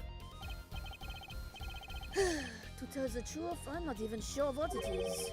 But apparently, it's a model of something undercover agent Mr. Lettuce was after. This lamp? Would you mind telling us what you do know about it? Okay, I bet that unlocks some new dialogue. So let's talk. Yeah, here we go. It was a beautiful instrument. It was played lovingly for many years. Guitar befitting a woman like La Noire. How did it end up here? She gave it to me. I mentioned how much I enjoyed playing it that night when she made the present of it. So this guitar is from Virginia. That it is. We couldn't carry it on the plane. Changes in air pressures and humidity ruined the wood. So we vacuum packed it in La Noire studio. That's actually true. There was an episode of Columbo that involved a singer, and the singer specifically, he played a guitar. The singer was played by Johnny Cash, by the way. His character specifically requested that the guitar travel by car, not by air, because it would mess up the guitar. I remember that. I remember that because the whole reason he also wanted to protect the guitar because on that flight he intended to kill both his wife and his former lover, both of them in the same plane. Swan Song is a wild episode, man. I use a special shipping service available to me for transporting evidence. They brought it right up to my office for me. Pristine and untouched. See? Prosecutors do have a lot of clout. I still think he's a special case. Such a valuable guitar. It's too bad it got burned. Yeah, that sucks, but I think I know how. What was it you were saying earlier? Something about intriguing results from the exam of a guitar? That's right. What was that all about? Well, you know how guitars have a round hole in the front? It's called the sound hole. Oh, so that's what it's called. I actually didn't know that. Well, they found something attached to the wood just inside the hole. A broken device of some sort. A broken device? Yeah, this in fact. The examiner is busy with evidence for the case now, however. So he'll be checking this out once he finishes with everything else. Well, we know what that is. Odd. That device looks strangely familiar. Yeah, we've got one of them. It has to be one of these. What is it, Apollo? That device that was found in your guitar. Take a look at this. That looks like the same thing. What is it? It's an igniter. Another one? It was at the crime scene. In La Miroir's dressing room. Detective Sky found it, actually. At the scene of the crime? What could that mean, I wonder?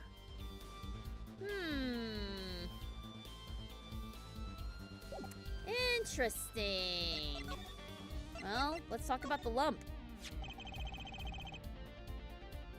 This was found in Mr. Lettuce's bag. It's apparently a replica of something. A replica? It's a small lump about 1.5 inches long. We analyzed it, but there's not much to say, other than it's a lump of plastic. Perhaps. Hey!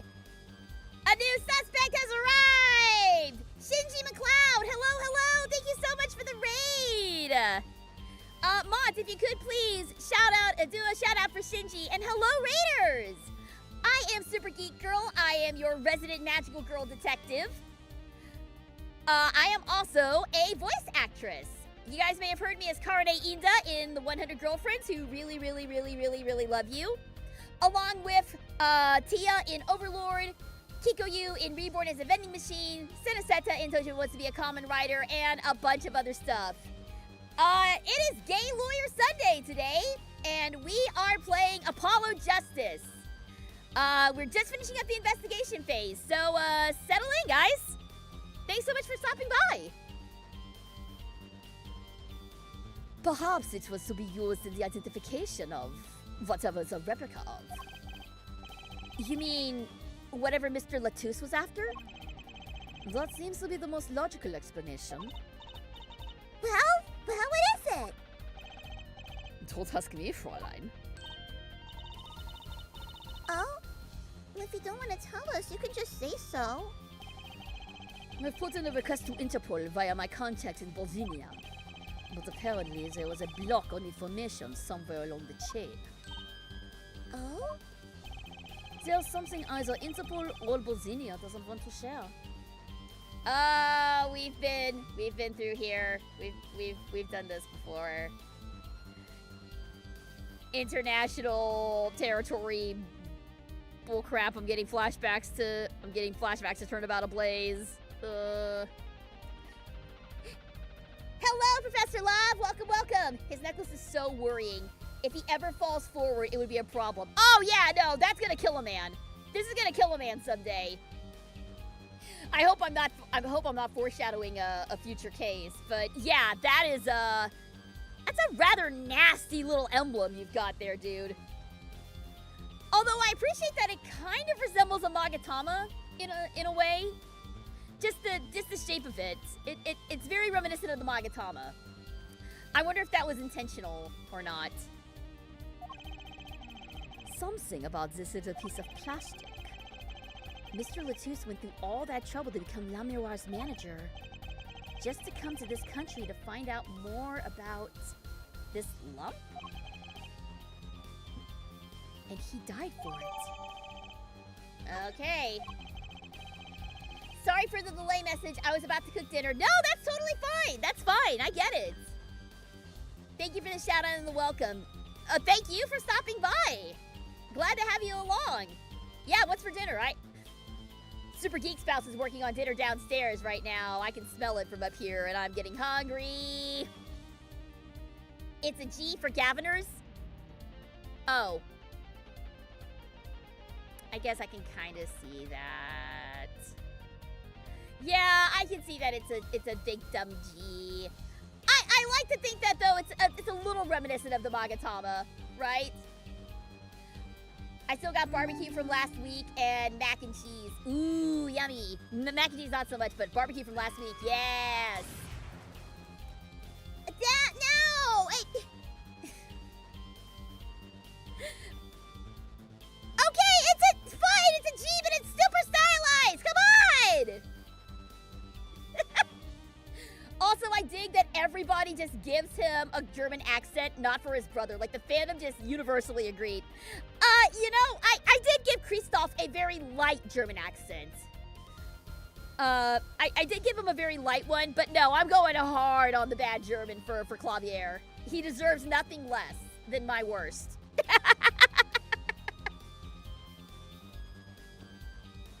I've sent someone to the Colosseum to fetch La Miroir. Perhaps she knows something about it, being a Bosnian. I believe that covers everything I'm at liberty to talk to you about.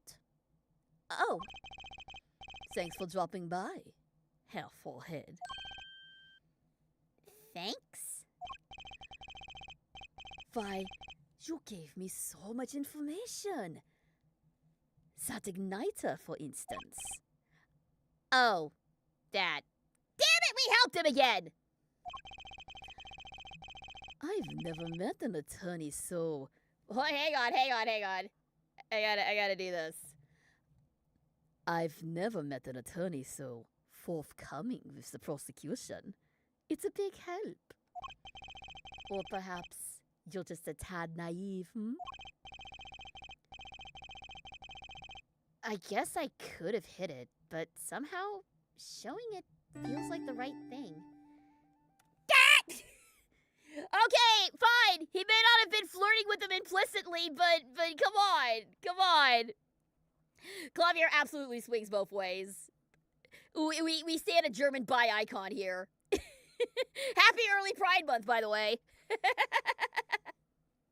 The G that he is wearing is like the cool S that everybody writes. Oh, God!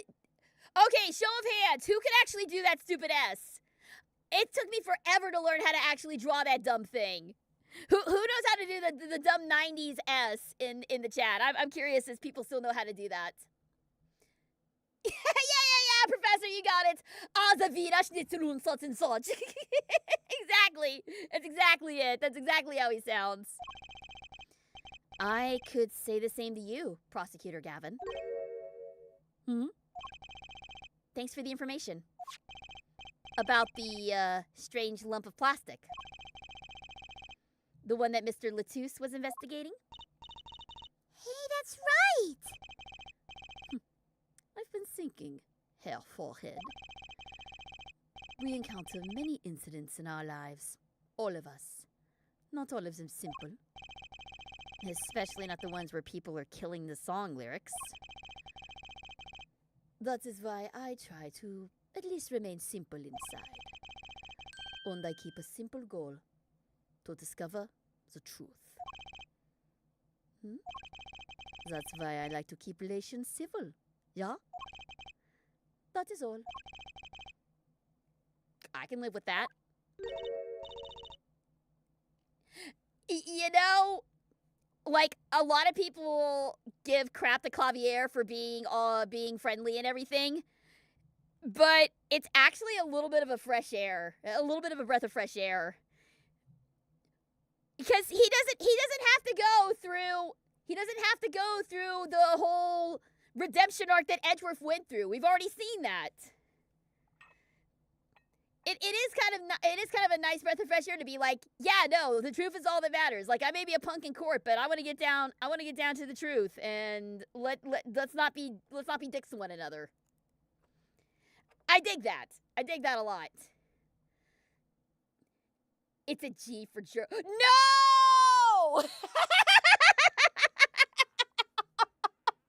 It's a G for German! No, come on. That is way too on the nose. That is way too on the nose. Oh my God. No, Professor, I love that. That's wonderful.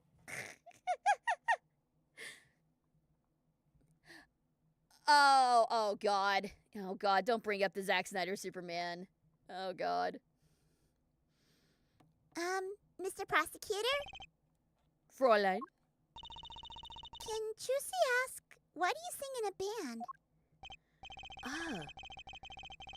Because I want women to turn and look when I walk down the street. That's pretty simple too. Now, if you'll excuse me, I've got work to do. Another time, perhaps? Okay, yeah. No, let me be clear. Miles Edgeworth will always and forever have my heart and soul. But I'm coming around on Clavier. There's a very big love-hate relationship going on here with Clavier. I hate him when he's in court, but outside of court, he's a decent dude, and I like him a lot. He's also a massive loser. I don't care what anybody says. He's just as much a loser as Apollo is. All right. Oop. July 9th, Sunshine Coliseum. Oh, it's you. You came at a good time. Hello there, Emma. What's up? Either of you know where La Miroir is? I saw her in the backstage hallway a while ago. Yeah? Oh, that's strange. She's not there now, is she? What's strange? I can't find her anywhere. I was supposed to bring her to the prosecutor's office. La Miroir is missing?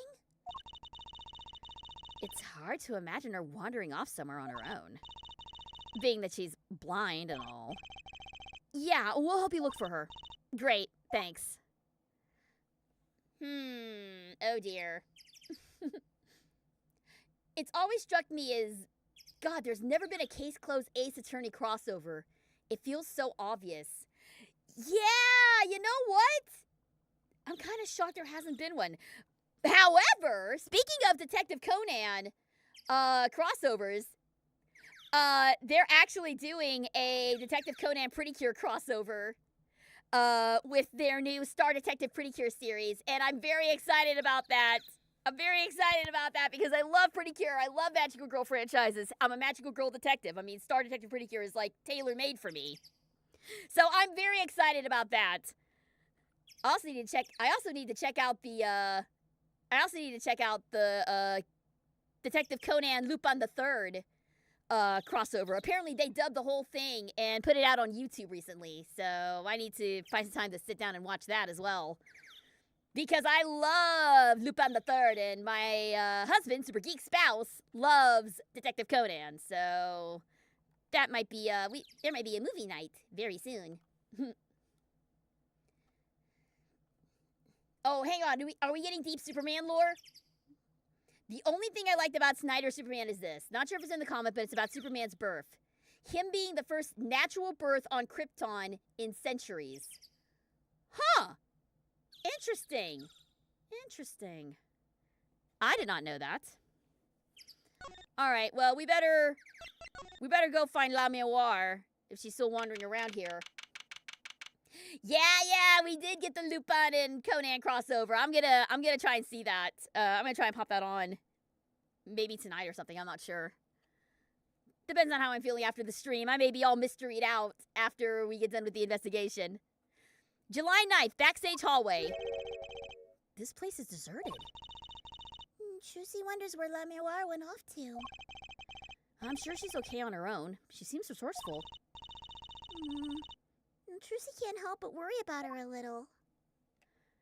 Okay, nothing here. Maybe she wandered onto the stage? July 9th, 4:46 p.m. in the wings. I don't like that it's dark. Why is it dark? Huh? This stage is pitch dark! The power breaker must be off for this section. Great. Trucy'll go get someone! Never mind. It was really dark out there! Dark. That's all La Miroir has when you think about it. What would it be like to live in a world of darkness? Hey, Apollo? Huh? What? Doesn't something about this stage seem different to you? Like something's changed. Changed? Trucy can't quite put her finger on it, but it's bugging her. Now it's bugging me, too. What is she talking about? Wait a minute, wasn't this case open last time? Hey, that case! Wasn't that open before? Nailed it! Huh. I guess someone closed it. Wait.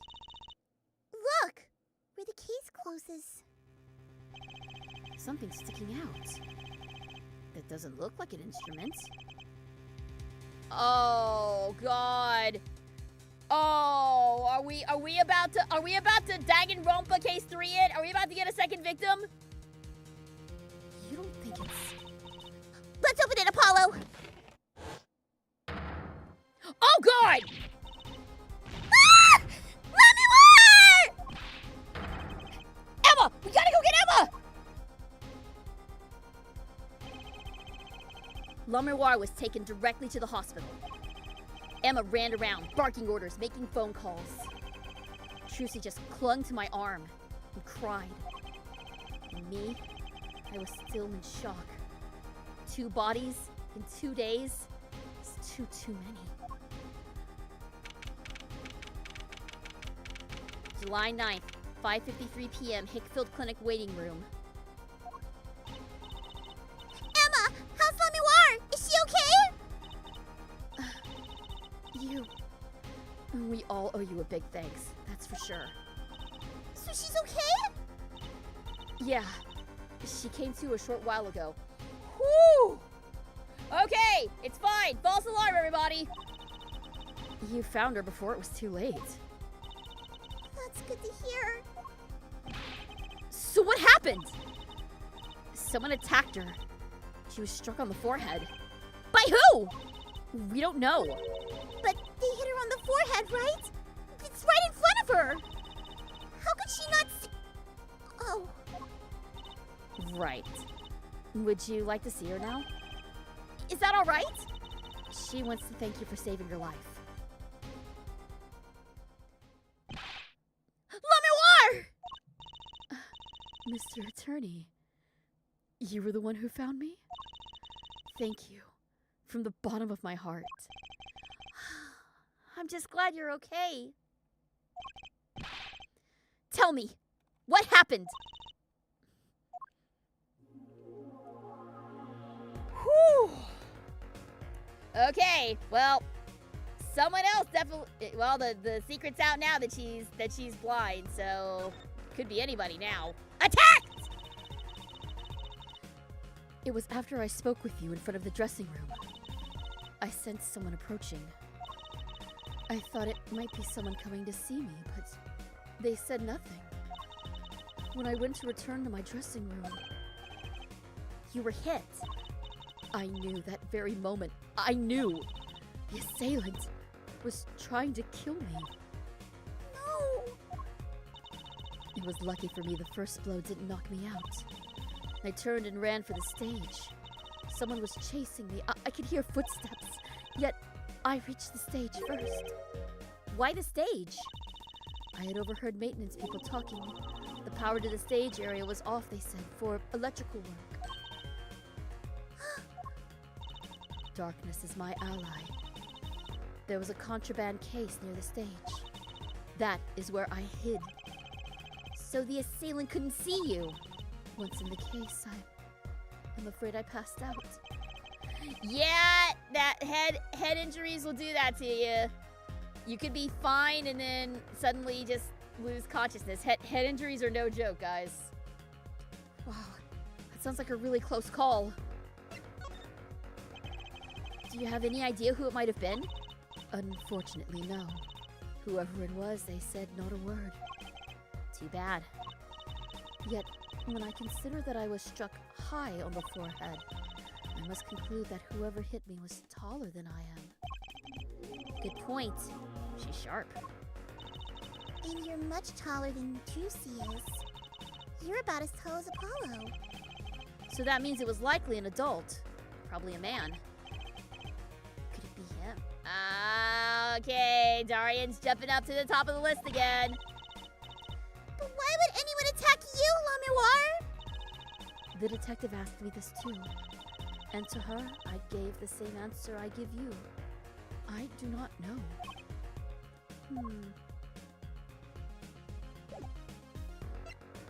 Alright.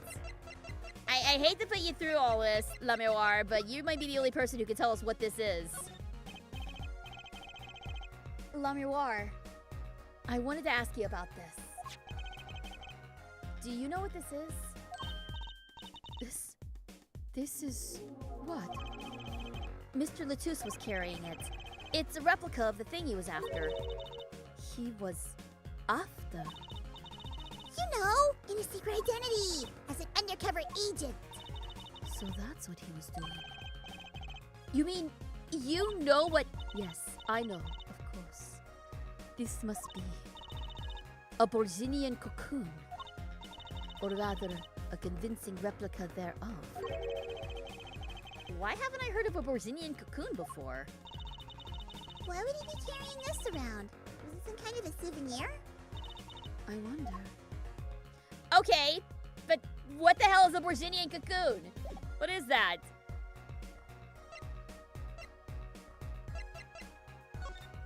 Okay, wait. Is there anything else? Yeah, tell us what a Bourginian cocoon is, please. Unless the head injuries are done by Tom and Jerry, then they're jokes. You know, you say that, but I have seen a very, very dark comic. I think it was VG Cats that put it out. Where Jerry smacked Tom over the head with a mallet, you know, haha, cartoony stuff. And then it shows, like, the actual freaking real life consequences. Tom suffering from, like, brain injuries. And Jerry getting arrested and convicted of assault, and him spending the rest of his life in jail. It was dark as hell. It was really, really freaking dark. Never looked at Tom and Jerry the same way since. Childhood ruined. Thanks, VG Cats. VG Cats is a deep cut. It was a while ago. Well, they call it Bourginian. It must only be found in Bourginia. For certain, all in Bourginia know of this. It's a cocoon, so do you get silk from it? I do not know the details, I am sorry to say. I thought she said all in Bourginia knew of these. There is one fact I do know about the cocoon, though. Something all in Bourginia know. What's that? The cocoons. They are not to be taken out of the country. If someone does and is caught, they will be put to death. To death? Why? I do not know. Yet, if Interpol was involved, I'm sure there is a good reason. She just developed an accent for no reason. But this is just a piece of plastic. He was carrying a replica, but looking for the real deal. That's my best guess. So that's what he was up to? Tracking down Bourginian cocoon smuggling. Smuggling? Okay, yeah, now it's getting even more confusing now. It seems I was marked. Marked? Life changed for me with the popularity of my songs. I began to travel around the world. So you could have brought those Bourginian cocoons with you? On my trips, yes. That was probably the suspicion. And Mr. Latouche was placed as an undercover agent to look into it. Bourginia is a small, sheltered country. Not many of our people venture into the world outside. Is that why they suspected you? But Mr. Latouche wasn't a Bourginian, was he? He was an Interpol agent, which means... What, Apollo? There must be some reason why Bourginia doesn't want those cocoons getting out. Something scary enough to get Interpol involved. Like what? How could such a tiny ball of thread cause such a commotion? Cocoon smuggling. And Mr. Latouche had La Mémoire marked. It couldn't be her. Huh? There's one other person I need to talk to. Thank you for talking to us, La Mémoire. It was the least I could do. Actually, I have another request. If it is within my power. I need an interpreter. Someone who speaks Bourginian. Apollo? Would you come with us if you're well enough? I see. Yes, of course. I shall accompany you. Where are we going? Come on, Trucy. We're about to get to the bottom of this. Back to the detention center. We got an interpreter now. Is it because whatever species of caterpillar moth is endangered? It could be. Possibly. Let's find out. Machi, we came to talk to you about the case. Machi. Could you interpret for us, La Mémoire? Yes. Machi, I'd like to talk to you about when we first met. When we still thought you were blind. We'll let her interpret. Now we know the truth. You can see, right? Juicy was completely fooled herself. Machi, isn't there another secret you're hiding from us? Wait, Mr. Attorney. What do you mean by secret? What do I mean by secret? I mean, it's gotta be... You're the only other person from Bourginia. You gotta know what this is. If I'm not mistaken, you know something about this, don't you? Yeah, he does. Whoa, you got a reaction! A big one! Machi, you didn't. Trucy and I are trained to see people's uncertainty. Not that we would have needed any training to see that one.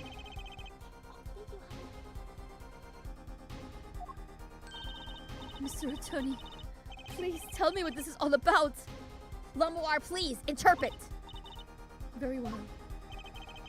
I know you know something about this by your reaction. If you won't tell me, I might have to give it to the prosecution and have them look into it.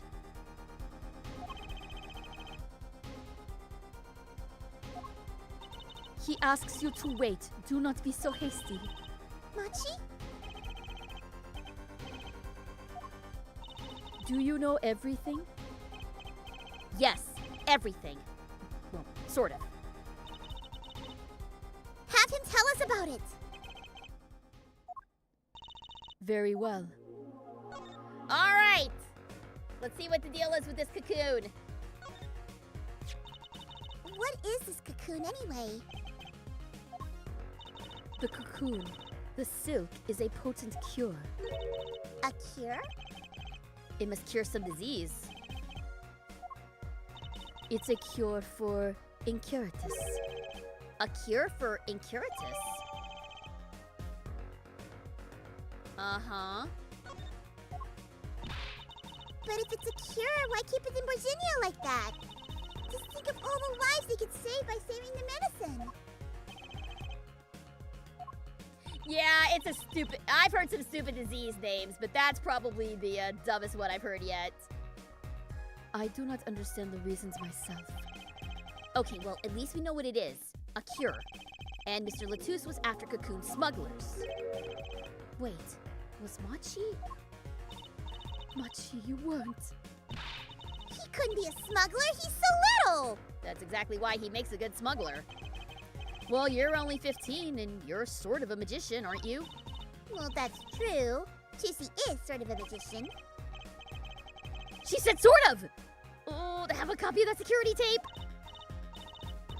Well, Machi, are you a smuggler?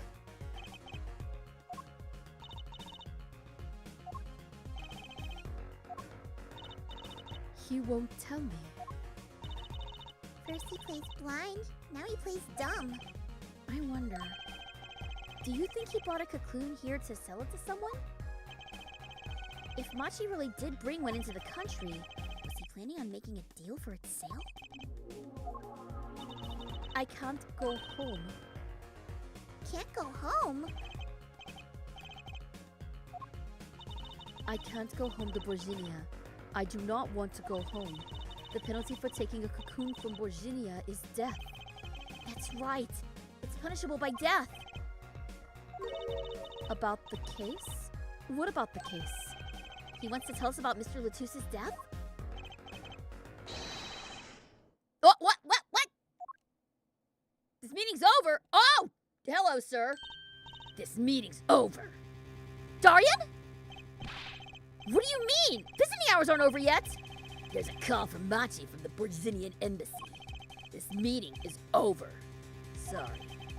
Just give us 5 more minutes. We can call them back after that. Sorry, no go. Come on, piano boy. We're leaving. Darian, wait! I never liked you. Either of you. Darian, we were so close! He was about to tell us! Hey, Apollo! He didn't want us to hear what Machi had to say. Apollo! And there's only one reason why. Why is everyone ignoring Trucy? Oh, sorry. This is it. I know who I'm after now. It all happens tomorrow. In court. And that is where we are going to stop for today. Next time, our confrontation with Darian. He's got to be the killer. It's got to be Darian. There's literally no other person it could be unless they pull someone out their ass in the last 0 hour. But that is going to do it for today. We will be back at it tomorrow, though, with more mysteries. We'll be doing Rain Code, also a third case. We'll see if that case is better than this third case, or if it's going to be just as crazy and convoluted. But don't forget, I'm going to be streaming every day this week. So you can catch me at 2 p.m. Central Standard Time, except on Friday, I will be having a special live reaction of Summer Games Fest starting at 3:30 p.m. Central Standard Time. So come and get hype or cope with me about new games coming out. But tomorrow we'll be doing Rain Code, so if you are a mystery connoisseur like the rest of us, please come back and check us out. For now, though, the STG Detective Agency is closed. Thank you guys so much for tuning in. Thanks again for the raids. And I will see you guys on Monday for Rain Code. Have a great rest of your weekend, guys. So long, everyone.